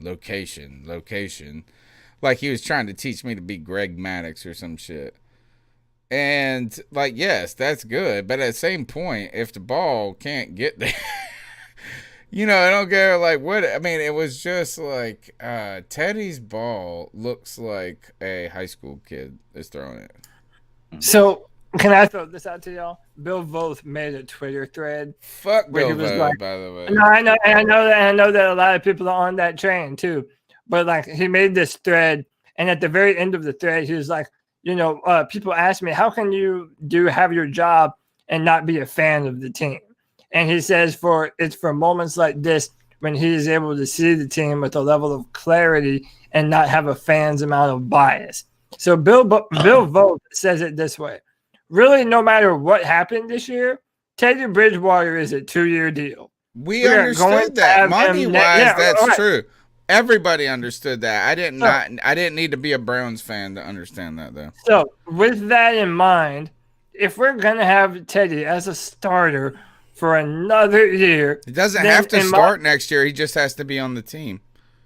Right, and I do hope that there's a competition. If the Panthers do draft a quarterback, don't just let Teddy Bridgewater have the starting job because you're paying him. Make him fucking earn it. Have you noticed Teddy Bridgewater plays with no fire and no passion? Because he knows his job isn't on the line. He knows they're going to move on from him, too. He's phoning it in. I say, all right, so I did not like the Bill Vo tweet because, again, that kind of goes to the condescending media. Like, y'all are too emotional and we're the objective motherfuckers. No, we all could have told you that cutting Teddy Bridgewater this season would be a financially unwise situation. But that does not mean he has to be the quarterback next year. Right. And it doesn't even matter, like, even if he starts the year as a quarter. Like, if we got Zach Wilson in the draft, which we're not now, but I could see a complete Justin Herbert situation. You know, where you go with Tyrod Taylor until you don't. And then all of a sudden they're like, no, I don't. And I understand that we did sign him for 2 years. Like, we are stuck with him contractually. But that does not mean we have that he has to put the Teddy BD on our face every day. Right. Let's go to the next call. 252-228-5098. Hey, it's Run DMC Lovato.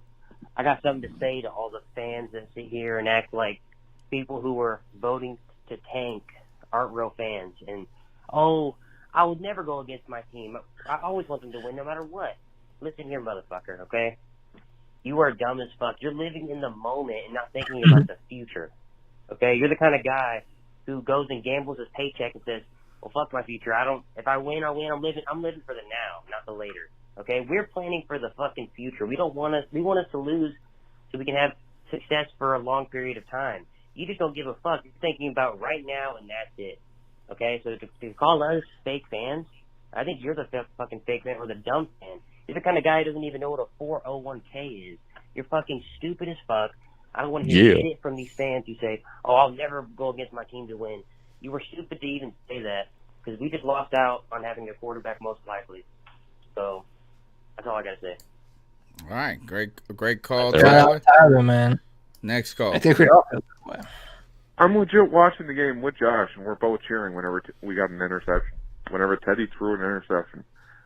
We both cheered whenever Teddy got sacked. Yeah. Dude, that's how I've been the past 5 games. I'm okay with getting a better draft pick at this point. Like, I'm okay with losing right now just to get better players. Because I know then the bleeding will stop. But dear Lord, the defense showed up. I mean, it was the football team, but they showed up. Special teams, they've looked pretty damn good all season long, which is a nice blessing. Back to the defense. The defense, they've been shaping up. They've shown a lot of improvement, which is what everyone's been saying. That's all we've ever wanted out of this year was for people to show improvement. But the offense looked like Teddy Bridgewater. Useless. You know, Curtis Samuel had one hell of a day. Mike Davis showed up, did what he does. DJ Moore showed up, did what he does. But Teddy just failed everyone. Like, how does that? And that's the thing. He has to fail everyone for us to get a better draft pick. So I mean, I should be happy that he's in, and yeah, you should. In some aspects, I am, but only when we lose. Like, at this point, we don't know what we really have in P.J. Walker. We don't know what we have in Will Greer, even though we know that he's pretty terrible. I can tell you, not enough. You know, I'm sure there's a lot of people on the roster that have never seen a snap. Like, I don't know, Aaron Montero comes to mind just because he shares the same last name as me. Never played a snap. Don't know how he is on the field, like, or not in the playoffs. Matt Rule, play everyone that doesn't normally play so that way we know what we have. And what's the worst that happens? We get a better draft pick? I'm pretty sure if you went to David Tepper and said that, hey, I'm trying out all these players so that way we know what we have and we can go from there and we're going to try to get a better draft pick, he'd be like, cool, sweet, let's do it. You know, more ticket sales next year whenever we have a very solid team. We are not going to sell tickets with Teddy fucking goddamn minivan Bridgewater. Dude is a dumpster fire and deserves to rot in a dumpster. For God's Deserves sake. to I'm rot tired in of a this shit, dumpster. and I'm sorry, but it's just been a rough day. I hear you. All right, let's go to the next call. Hi guys, it's Jedi Joy. I just wanted to chime in on the conversation here. I'm going to defend Cody just a little bit here. I think he is dead wrong on the whole Curtis Samuel being more talented than Christian McCaffrey. Curtis Samuel wasn't anywhere near MVP. I said athletic. So there's just that alone. That is what I said. There is merit to what he's saying. When it comes to building a football team, it's a science. The league has been around for over 100 years. So you want to build your offensive line, you want to build your defensive line, you want to get a quarterback, and you want to get a middle linebacker that can play both sides of the field at all times. Your running back is arguably the least important, position on the field. Not to say that there aren't there's great running backs all throughout history, but if there's an unwritten rule in the NFL, it's don't overpay your running backs. And I'm not even saying that Christian McCaffrey got paid too much, because honestly, I would have used the 5th year and then gone with a franchise tag. It's not so much the money, it's the amount of years that is on his contract. And hopefully, God forbid, this season is an anomaly and he doesn't have injury issues in the future. But if he does, we're stuck with a running back that's not playing at all for the next 5 years. Like, if anything, you want to sign your running back to a 3-year contract. Now, your running backs aren't going to like that. They might hold out, even if you, try to franchise tag them. But if that's the case, then let them go. Like, we can see the case with Le'Veon Bell. Le'Veon Bell is one of the best running backs in the league, in 2016. But now he's a side piece on this Kansas City team. I mean, he's still a great player, but he's nowhere near the production that he had, 5 years ago. I got a lot of slack the other day. I went on Facebook and I said, hey, we should probably trade Christian McCaffrey if Deshaun Watson is available. Trade Christian McCaffrey for Deshaun Watson. Maybe we might have to throw a third round pick just so we can, just because of the injury history this year. And so many people were like, oh, yeah, you know what you're talking about. And there is a lot of emotion around Christian McCaffrey because simply he's the only thing on this team that is the only person on this team that's worth He's the only star. Any kind of trade bait.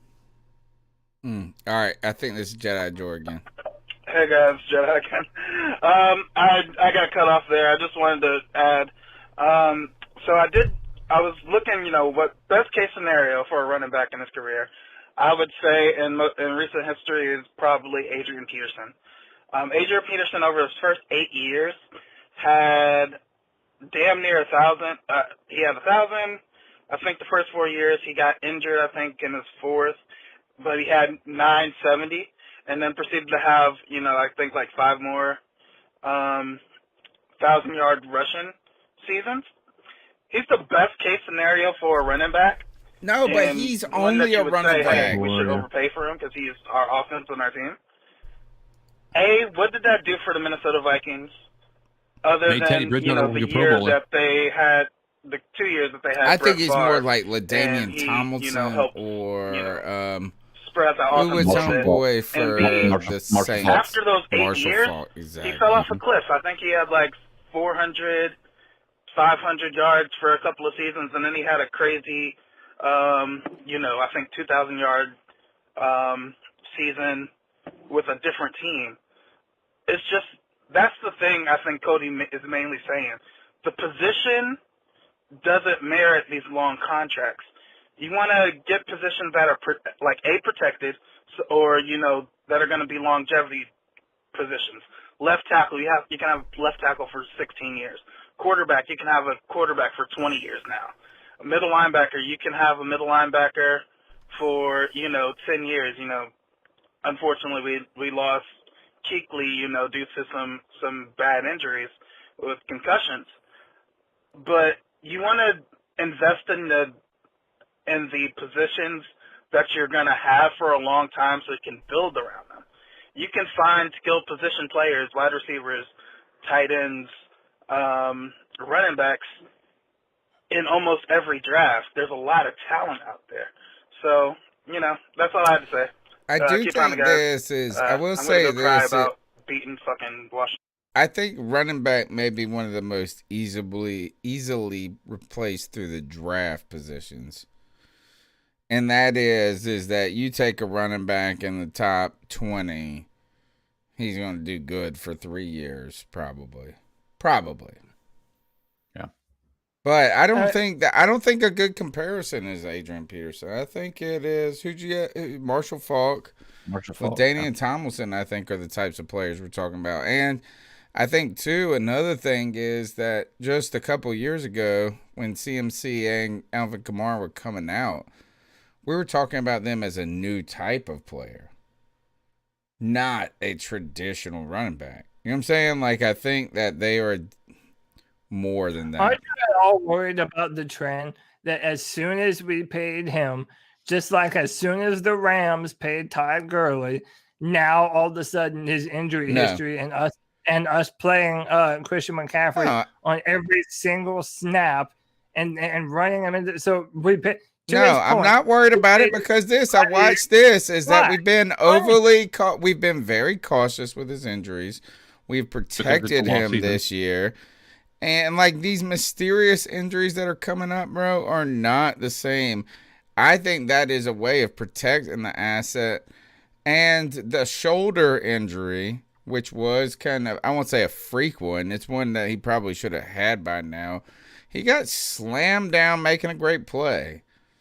And that can happen on literally any play at literally any time. But it could happen to any player. Then we shouldn't get in a car and drive. Then we shouldn't get in a car and drive because we could get in a car accident.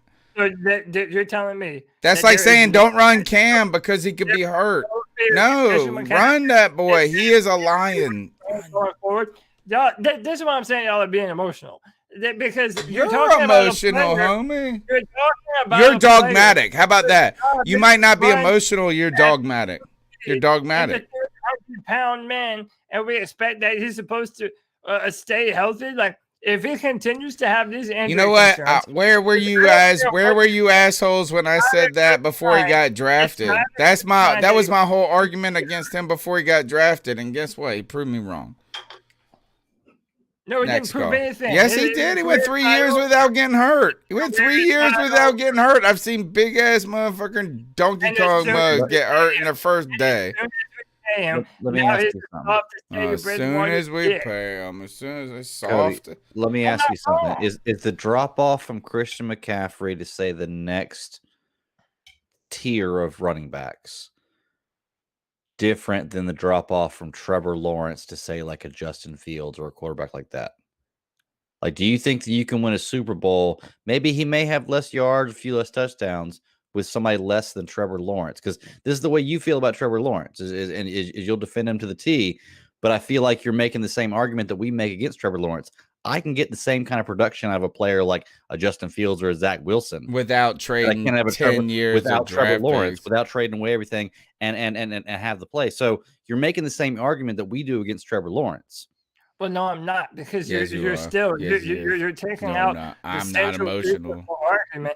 You're taking out the central piece of the argument and throwing it away.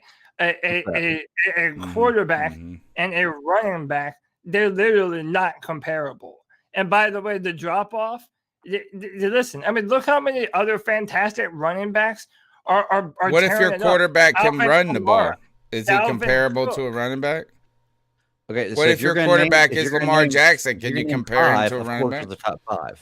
That's the tier I'm talking about. If you're going to name 5 running backs, yes. Can we talk about Bitcoin 5 running backs in the league that are elite, and they all get paid? Yeah, and you can have them for longer and cheaper when you draft them later. Y'all are all fired. We're not talking about this anymore. 252-228-5098. Hey, Tony. Hey, guys. It's Chuck calling from Elizabeth City. Hey, Chuck. I just kind of wanted us a to voice look of at reason, something. please. And, I'm as upset as everybody else, the fact that we're not at number 3 right now. And, I kind of left a message earlier that could change. I really do feel we won't get back up to 3, but I kind of feel like we'll probably be around 6 or 7. I think a couple of these teams will win upset games. And, who knows? We might even win the Saint game. You never know. We can end up being around 10, 11, 12. Who knows? We got time to look at that. I really like the progression of the team and what's been going on. But one thing lost in all this we should look at between playing the Redskins last year and this year. There's one constant in that. We had Cam last year, and I think Kyle Allen might have played in that game last year, in a game that we just crapped the bed and lost. And this year, going back a couple of weeks ago, I thought we were going to get murdered by Washington. And we somehow hold our own against every team Dwayne this Haskins. year, but somehow not Tampa. And we had them in the second game. Like I said, we were tied at halftime. But the one thing I want to look at, the one constant between playing Washington last year and Washington this year is the losing coach. We had Ron last year, and it got him fired. He looked pathetic. He had his hands crossed, arms crossed on the sideline last year, and he deserved to be fired. This year, they got a chance to win the division. Got his arms crossed, didn't pull his quarterback out enough.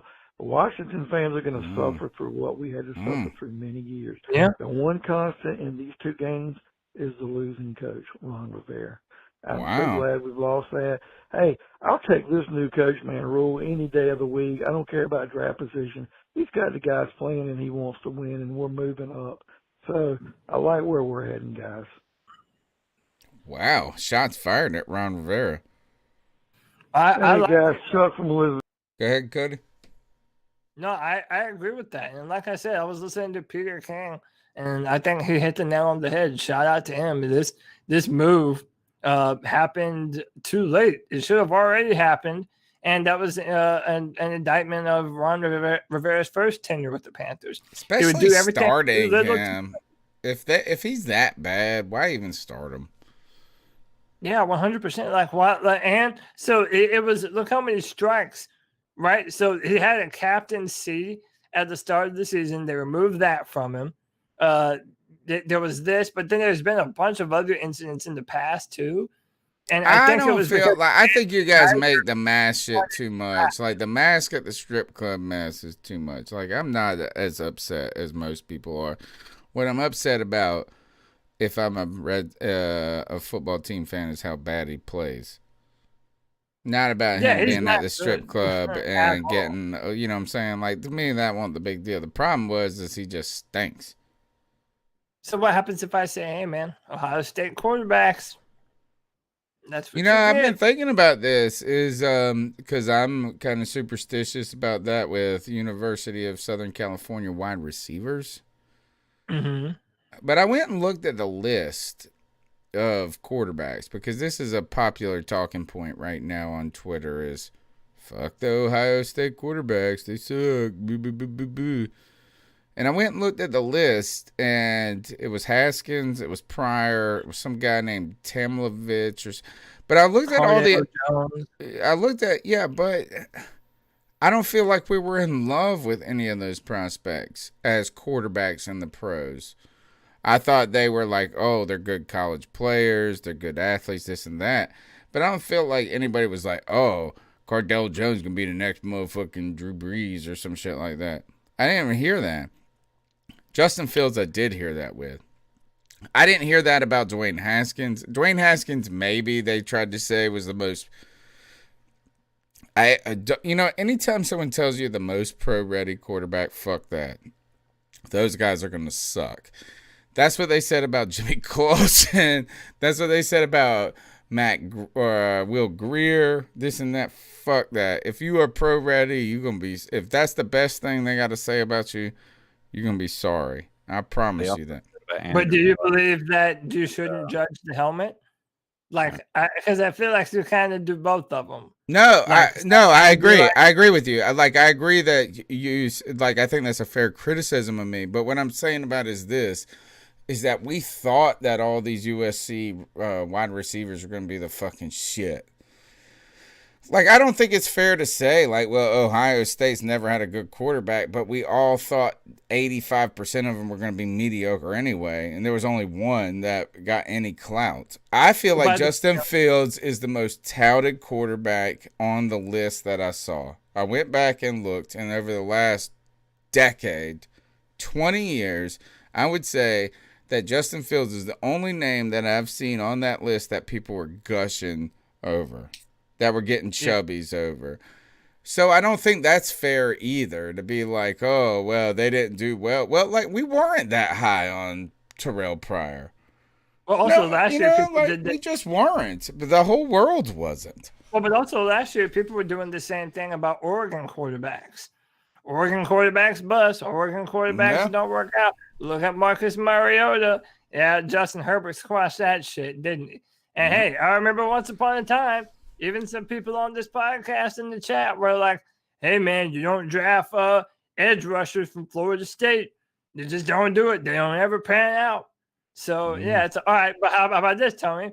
What about Trey Lance from North Dakota State University? Fuck it. No. Why? No. Why? Because he got a 2-year degrey, bitch. He got what? It feels like he goes to a community college. I teach at a community college. Like that. I mean, it's just like, nah. I mean, I don't know. Like, I mean, like it could possibly work, but so was Carson Wentz, right? I think he has better physical talent than Justin Fields. Oh, I don't know. I don't know. I just have no idea. Like, don't worry. I've never seen him play. Well, could you at least do that for me at some point in time? I don't give a fuck. Not until he's drafted by the Carolina. I will not look at it.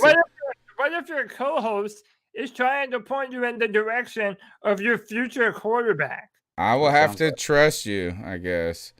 But you know what? Why would I trust you when you said that Curtis Samuel is a better athlete than Christian McCaffrey? What were you going to ask me?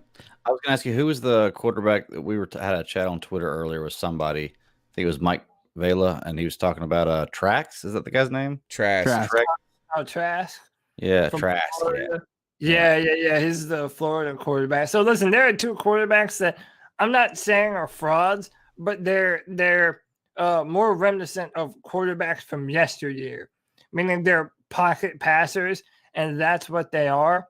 And I also don't rate them as high as Joe Burrow last year, Matt Jones from Alabama, and Kyle Trask from Florida. They're both in the Heisman race, and I see them both as being the victim of teams that have an incredible amount of talent. All right, I got to go to this. Let's go to the chat room. Everybody's talking about Okung's weird. Why is he weird? Because my man got $7 million in Bitcoin, and it could be like $14 million like tomorrow. It could also be like $2 million. You know what is that? Okung should have gotten paid his first half salary in Bitcoin because it would have tripled. Oh my gosh, yeah. You know what I'm saying? Just 6 months ago, it was like. Well, don't worry. If he does it, it's going to. He got $6 million in Bitcoin. That's the only. $6 million in Bitcoin next year. It could be 12. It could be 12. It could be 2. Way more. It could be more than 12. Like it's at 27 right now when it closed today. They're talking about it being 100 by the end of next year. But how about We're talking about capping out at maybe $400 million. How about this on Russell? One, I appreciate him for like really being about that life. Like he has been talking about Bitcoin forever. It's a part of his Twitter handle. Yeah. Like it's a real thing to this man, and he's quite literally putting his money where his mouth is and saying, "I want Bitcoin over real dollars." Second, you know what my real beef is? Like, I feel like most fans kind of take the piss at him to steal from our friends across the pond because of his anti-lockdown stance. Like, if you follow him on Twitter, he's very much anti-lockdown and that this is ruining small businesses, which, by the way, is all 100% true. And he speaks very vocally about that. And a lot of people give him a lot of shit. And then they also pair it with, I mean, he's not playing well. I mean, I never said that the trade was worth it. No one ever thought that he would be a long-term option A at left 1 year tackle. stopgap. 1 year stopgap. That's what he was. Yeah, but I feel and like you know a lot what? of They people- always start him. They are going crazy about him. They're like, he's not in. He's not in. Yeah, you I know, just like feel like they a lot of want him people- there. Matt Rule wants him in the game. I just feel like a lot of people hate on him for the wrong reasons. Mm-hmm. You know, if you want to hate him because he's not a good football player, fine, that's one thing. But at least the man is living up to his word. You know, he's Dude, not my a man fraud. negotiates his own contracts. Yeah, the dude's a beast, man. He's awesome. And you know, the only reason y'all don't love him is because we signed him 5 years late. We should have signed. We had the option between Matt Khalil and Russell Okung. They got paid the same amount of money, basically. You know, like we could have had Russell Okung for 3 years, where he was pretty doing good. a whole lot better. Yeah. Shout out to Brad Dugan says, as a Gators fan, Kyle Trask stock is rising. He needs to work on his arm strength and be more mobile and athletic in the Last pocket. thing we need is another quarterback that needs an arm strength issue. I don't think you can work on Can you really work on it at this that's point in your I career? don't think you can. That's Yeah. what I was about to say. A lot of those things, Brad, you either have or you don't. You can work on accuracy. You can work on footwork. There's a lot of things that you can improve going through your progressions. But arm strength, you either have or you don't. And mobility, you either have or you don't. And All right, I've seen him let's run. power through Kyle these. Go ahead. Trask will run, but he's slow, real slow. Oh, well, that's what I said. Well, all right. Well, we're not going to talk about that stuff anymore. Next call.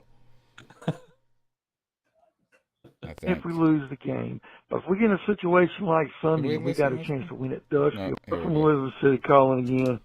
One thing I hope you guys focus on tonight or even talk about is playing the one team that I've grown to detest so much is the New Orleans Saints. You know, I know if we lose this game and some other teams win that we can move up in the draft.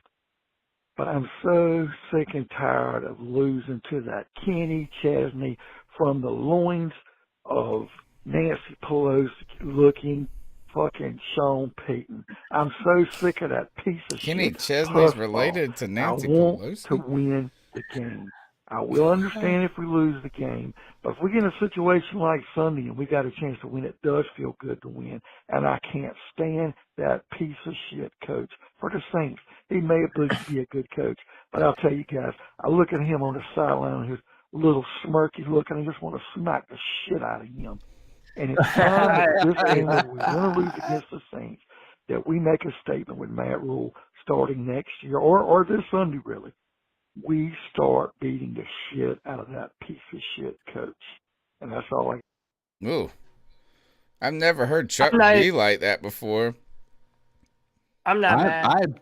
I echo the exact same sentiment. Like, honestly, I cannot stand Sean Payton with any, with almost as much certainty as I could possibly have. I dislike him as a human being.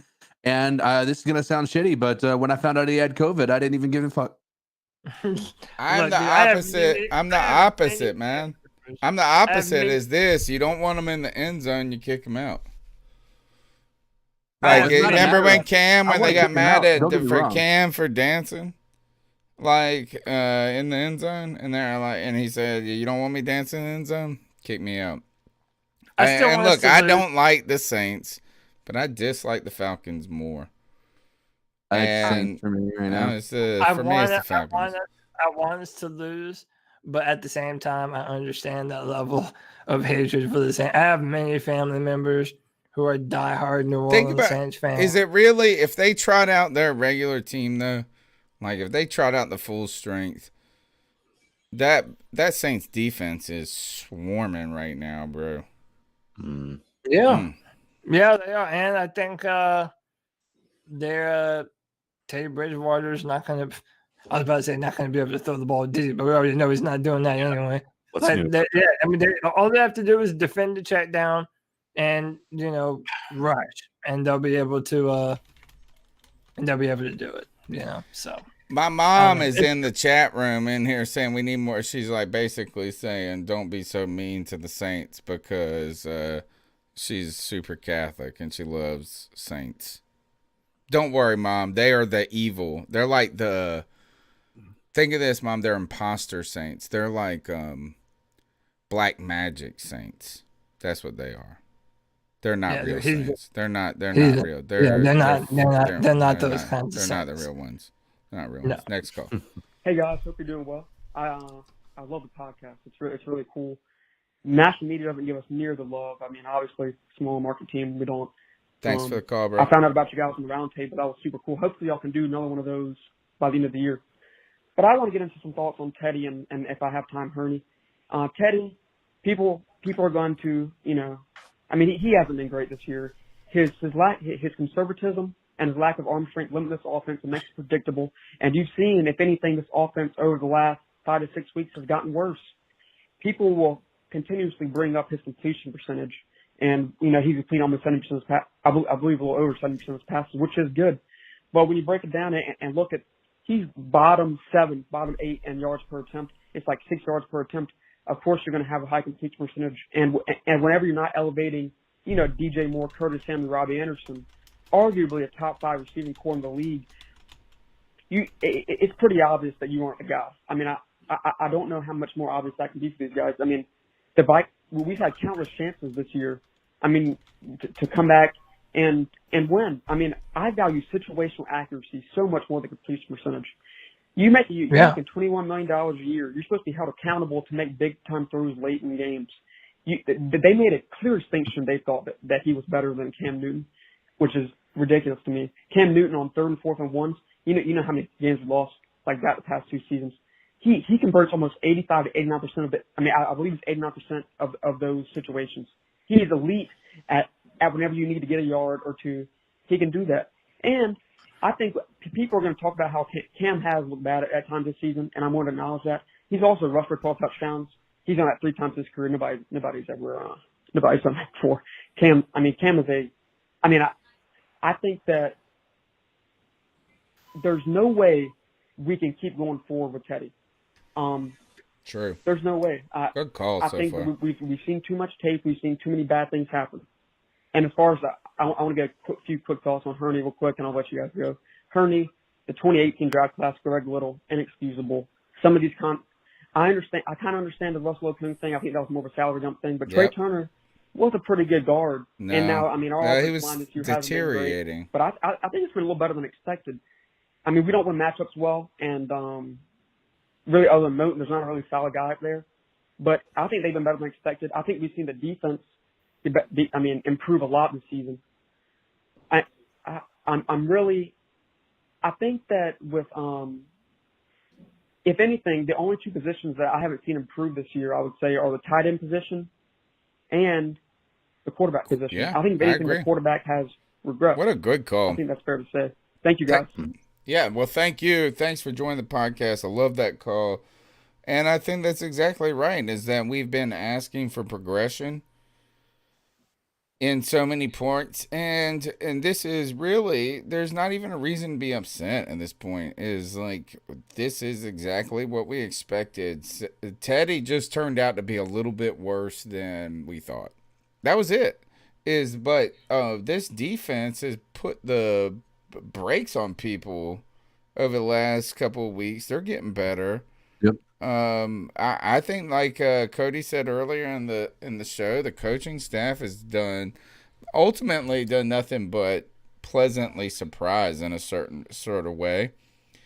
And really, just the big disappointment so far, and the ultimate stain on Joe Brady and the Marty Herney and the staff together was the Teddy Bridgewater bridge.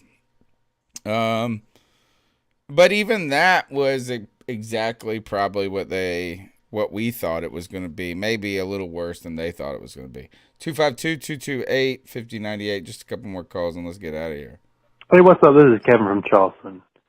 I know all of us are worried about the quarterback and like what comes to the draft and shit, but I really looked at the other teams ahead of us, and there's very few of them actually need a quarterback or will. I think the Falcons are like 50-50. But I think we can get at least one of them. And, I kind of feel bad for Teddy Bridgewater a little bit, if I'm being honest, because I too know what it's like to suck at my job. I see the faces of my coworkers. Oh shit, this fucking guy.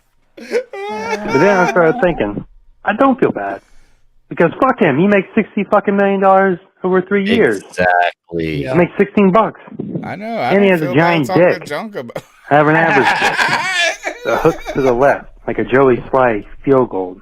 I don't know what the fuck to say. I just wanted to call. Fuck it. Oh, this call call. is so good. That was the Loved best it. call of the night. Oh That my was- gosh, that call was the I best. just wanted to call. As a matter of fact, can we play it one more time? That was really good, and it wasn't long either. That was pretty Oh fucking. my gosh, it's wonderful. All right, next call. What's going on, C3 Nation? It's your boy Jay Anson. Y'all up, man. Hope y'all doing Look, good.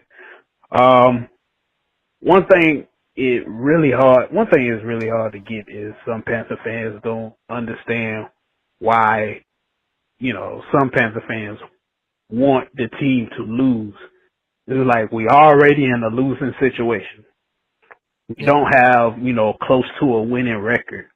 So why even go and try to win out these games? You might as well, lose, try to get in a position to get a better chance in getting a better player, which means a better quarterback.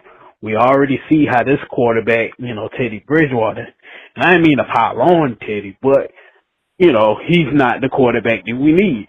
And we already losing these games, so we might as well, go ahead and get a quarterback and try to build a roster and stuff like that.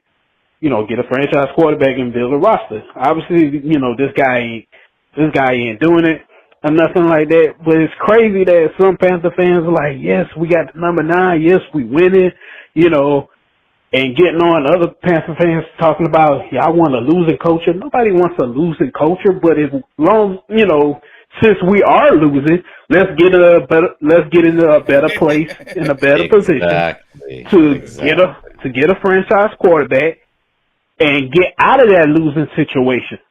So, just like when the Panthers, got the number 1 pick, they got Cam Newton. Guess what? They built from that. They end up getting Luke Kuechly next year. We wasn't in the lottery like that, since. So you want to start over and build something new. You can't build nothing with Teddy Bridgewater as your franchise quarterback. So you might as well get a friend, be in a position to get a franchise quarterback. Who knows if Trey Lance will fall to us? Because it's being at the 9th position, some team might jump up over the Panthers and get Trey Lance like no other. So I think some of those Panther fans who want Teddy to stay are being real ridiculous and not seeing not seeing the other side of things. I'll let y'all. All right, I get it, man. Last call. Appreciate it. It's your boy Brandon Herbert. I just want to say fuck C3 and fuck you, Cody. I'm glad we won. We're gonna be able to draft that tight. Oh my God. Now. Fuck you. Oh Cody. my Fuck God. You're fucking bright. Not as fucking good hate as the everybody here. Once I first get my Brandon podcast, Herbert. everybody's gonna leave this shit ass podcast and join mine. All right, guys.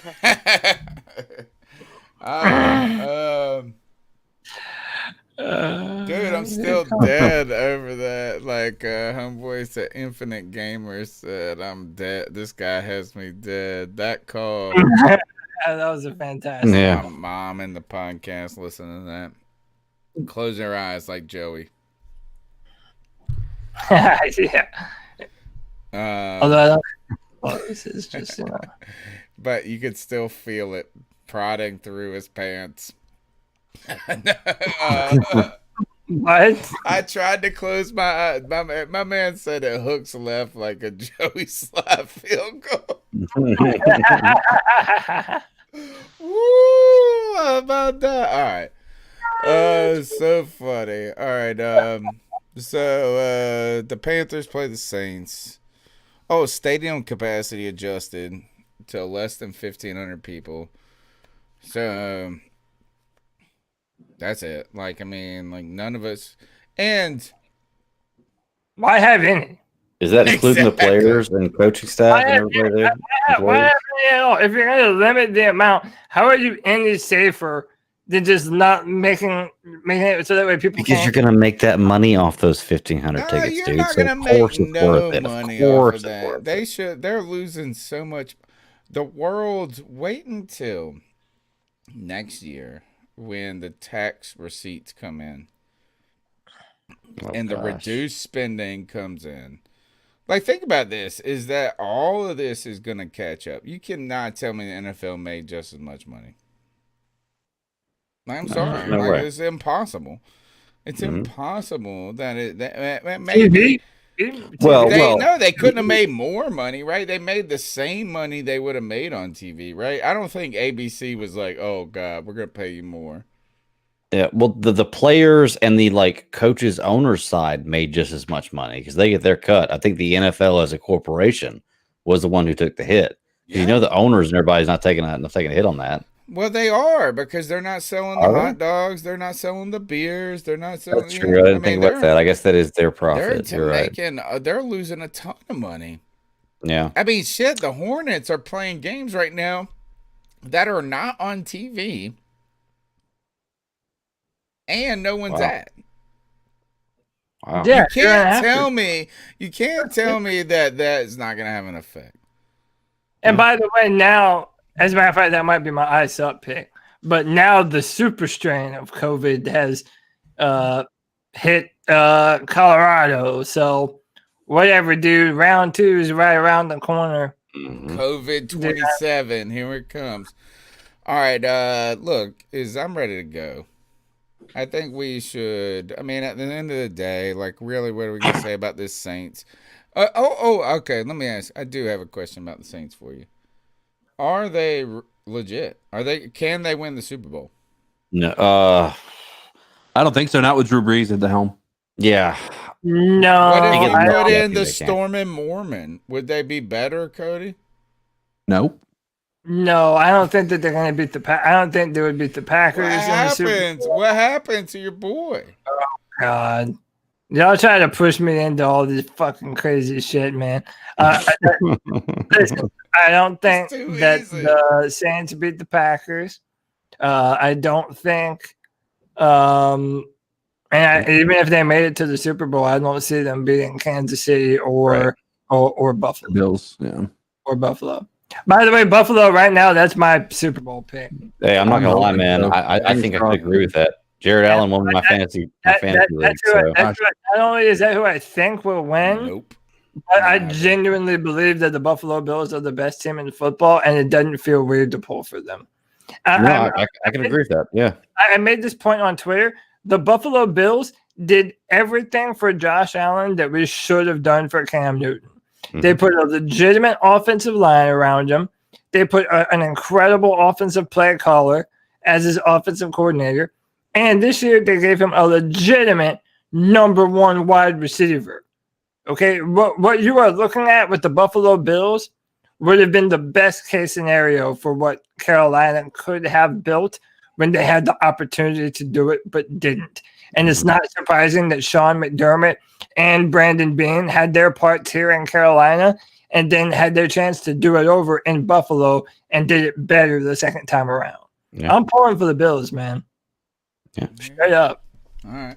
All right, it's the C3 Panthers podcast brought to you by CarolinaCatChronicles.com. The number's 252-228-1598. We got one last post-game show coming up after the Saints game. We're here every Tuesday night, live, 9 p.m. I haven't missed a week. We've moved a day once or twice in the last 8 years. That's right. I'd be traveling all across the country, world at times and still doing the podcast.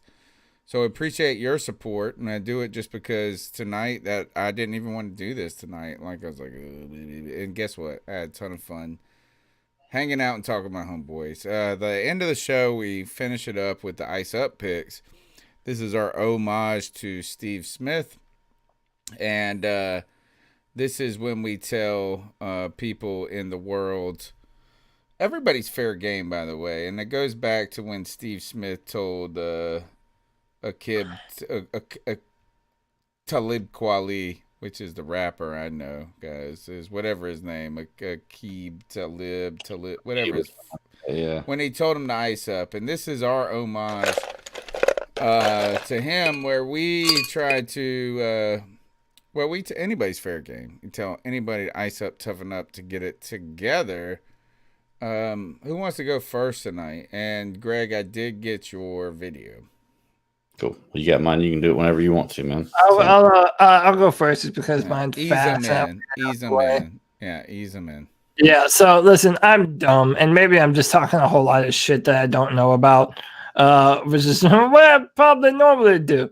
But apparently, like I just mentioned, there is now this, if you've been paying attention, there's like this much quicker, faster spreading COVID that's been going around in the UK. And a lot of people have been talking about it. And then today, for the first time, it was confirmed that someone in Colorado has it. Now, get this. The person who has it is a young 20-year-old male who never travels, has not traveled outside of the country, hasn't done any kind of substantial traveling, yet he has the COVID from the UK. How? Like, if he's the only one that has it, then that must mean someone from the UK came to Colorado, infected him, and then affected a whole bunch of other people. Like, I don't know. People get mad at you for asking questions, or that it just mutated. Yeah, but it's like people like are so quick to want to call you a conspiracy theorist or this or that. No, man, just ask questions. Like, if something doesn't make sense to you, that's okay. It's allowed to not make sense, even if the supposed trusted news sources are telling you something. It's okay for you to question the narrative that you hear. And to me, I don't know, man. A lot of it is just. It's also okay to believe it if you study it and you feel like it's right, but like you said, don't just blindly follow it. I agree with that, dude. 100%. So I don't know, to people who just believe everything that they hear, hook, line, and sinker. Yeah, to the sheep, man. Ice up, son. All right, Greg, you want to go next? Should we just I can play the video straight up, or do you want to introduce it? I'll introduce it a little bit just because I want to give a warning. I just saw a video today, and it's of two guys who are having a confrontation in a gas station. I'm sure some of y'all probably already seen this. There's some language in it that I don't like, and I normally wouldn't promote this kind of a video except for the way it ends. And I think the guy who tweeted out that I saw was poetry, and it is. It's great. I love the way it ends, the way it should. But just beware, there are some language in it that I'm not really a fan of putting out. So. Yeah, is that we don't support this type of behavior again, and that's what it is. You know what is? How about this? You know what I do support is that when you behave a certain way, it gets. You deserve to get fucked up. You get a consequence. There's a consequence. Yeah. So here we go. Here it is. Brace your ears, especially if you don't like the N-word. I'm gonna say nigga every day. Are you kidding me? Where you from, nigga? Where you from? Where you from? Where the fuck you from, nigga? You from here? Get the fuck out of here, you a clown, nigga. Oh God, you a clown, nigga. You from here? You a clown. What, you gonna smack me with that? Smack me. I like how this is my favorite part. Homeboy drops it. Come on. This is funny.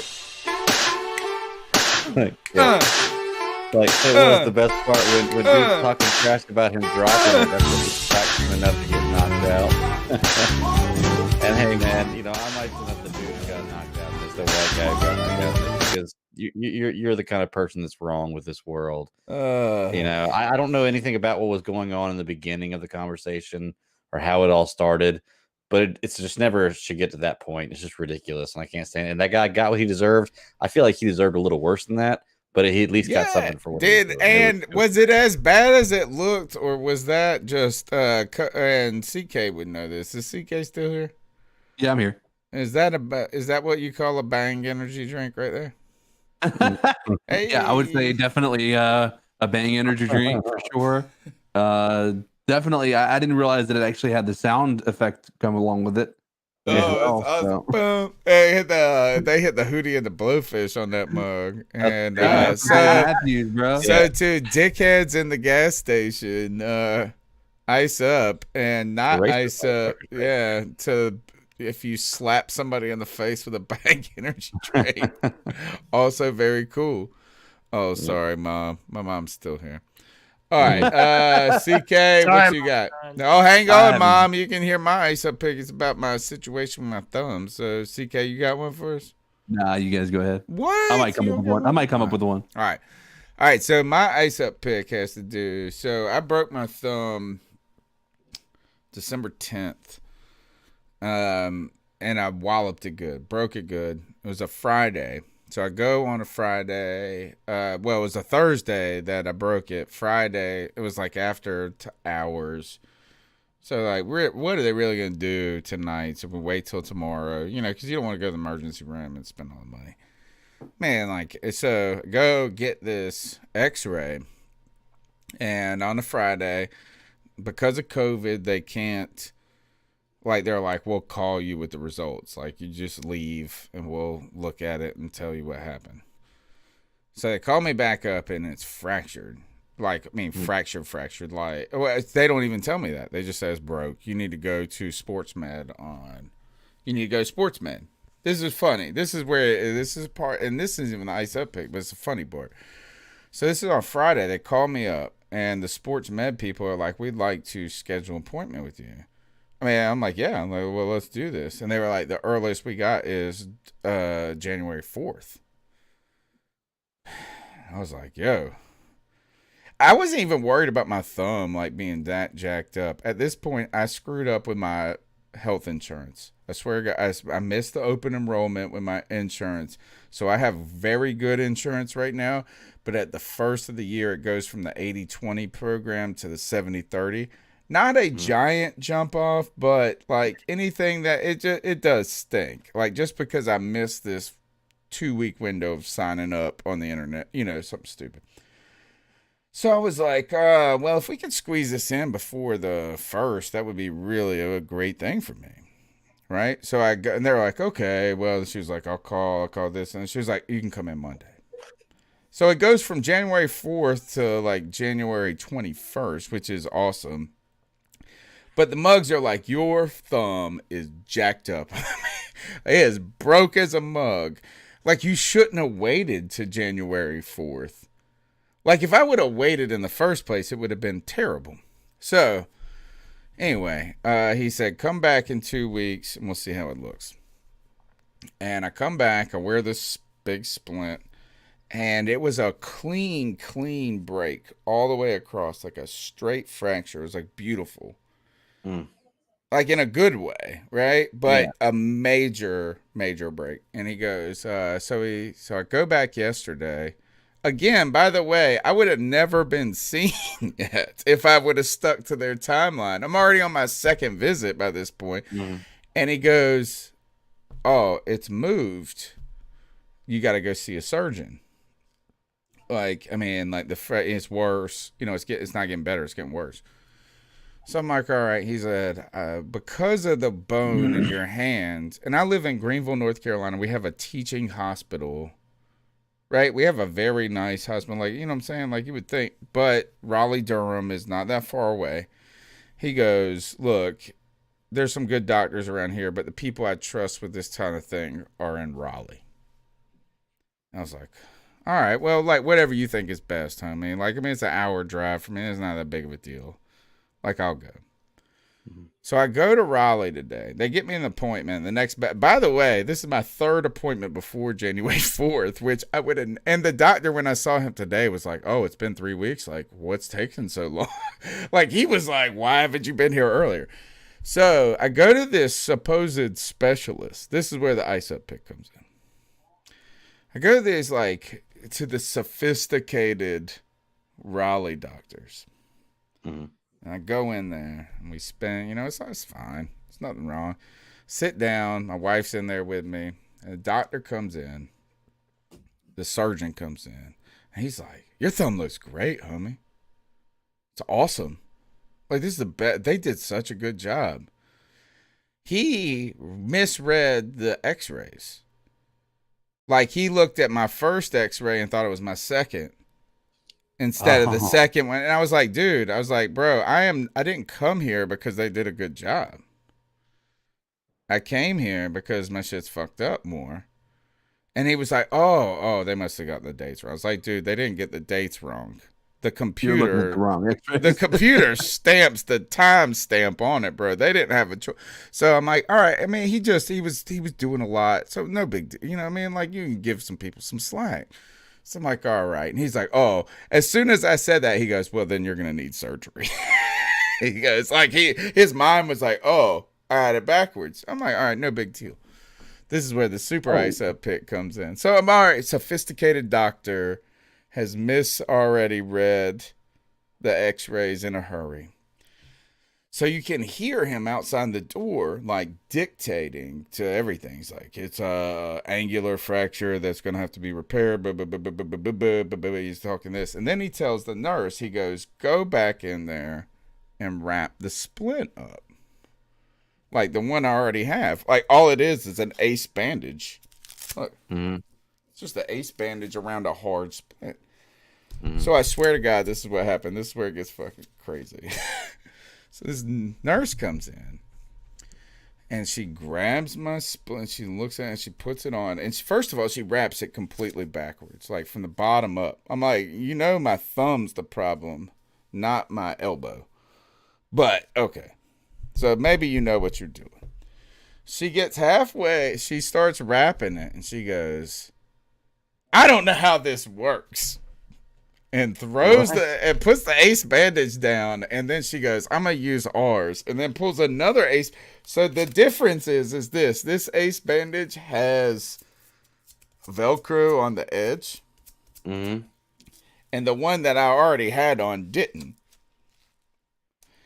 But the nurse said, her exact words was, I don't know how this works. And then dropped the ace bandage. I was like, what do you mean you don't know how the ace bandage works, bro? It's like, what if you got in a different car? What if you drove a Ford and somebody was like, I need you to drive me to the store. I've been drinking too much. And they got in a Toyota and they were like, I don't know how this Toyota works. Right. I was just like, oh my God. So she then wrapped it terribly. My wife rewrapped it. And now I have to have surgery. I'm getting surgery on Thursday. And I swear if this one lady walks in the OR, I'm running. She looked at that Band-Aid. She said, I don't know how this Band-Aid works. I was like, you're a nurse. It's an ace bandage. You just wrap it around. You wrap it around and you tuck it. You tape it. She was like, I don't know how this works. I was like, ice up. I don't trust you no more. That's crazy, man. That's all I got. Hey, you know that the podcast has gone too long when my cat is like, hey, man. All right. We're out of here. Look, you see him? So, Thursday surgery for me, guys. It's going to be crazy. Happy New Year. Good luck, man. Yeah, it's not going to be that big of a deal. I've heard a lot of people say recently that they like what anesthesia does to them. There are people that are like, what's that? I don't know what that. I don't know how that works. Yeah. It's just a level of fuck it that you're not ready for, though. But listen, let me tell you, though, as someone who has had many procedures in their lifetime, that I've had them put too much anesthesia, so much so that I still smelled of it like 4 days after my procedure. It is fucking terrible, bro. That's a promise. It smells so bad. All right. C3 Panthers podcast. My name's Tony Dunn. The number's 252-228-5098. Lucid Proximity said, I used to live off of Fire Tower Road, G Vegas. What's up? Yeah, man. I live like off of Charles, which connects to Fire Tower. Been here all my life. Cody Lashney, where can they follow your work? Follow me on Twitter at Cody Lack, CODYLAC. We have a brand new mock draft coming out tomorrow on drafttech.com with full comments for the first round pick for the Carolina Panthers, written by yours truly.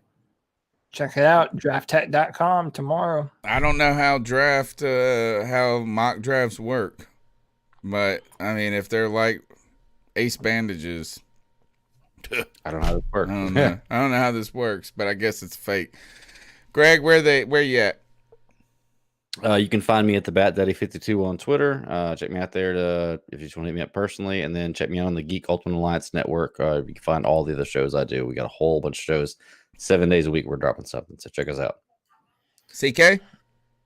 You can find me on Facebook.gg or Facebook Gaming, streaming Codizzle Allen most nights at 10 p.m. Eastern Standard Time. And don't be surprised if you see me play some Warzone. All right.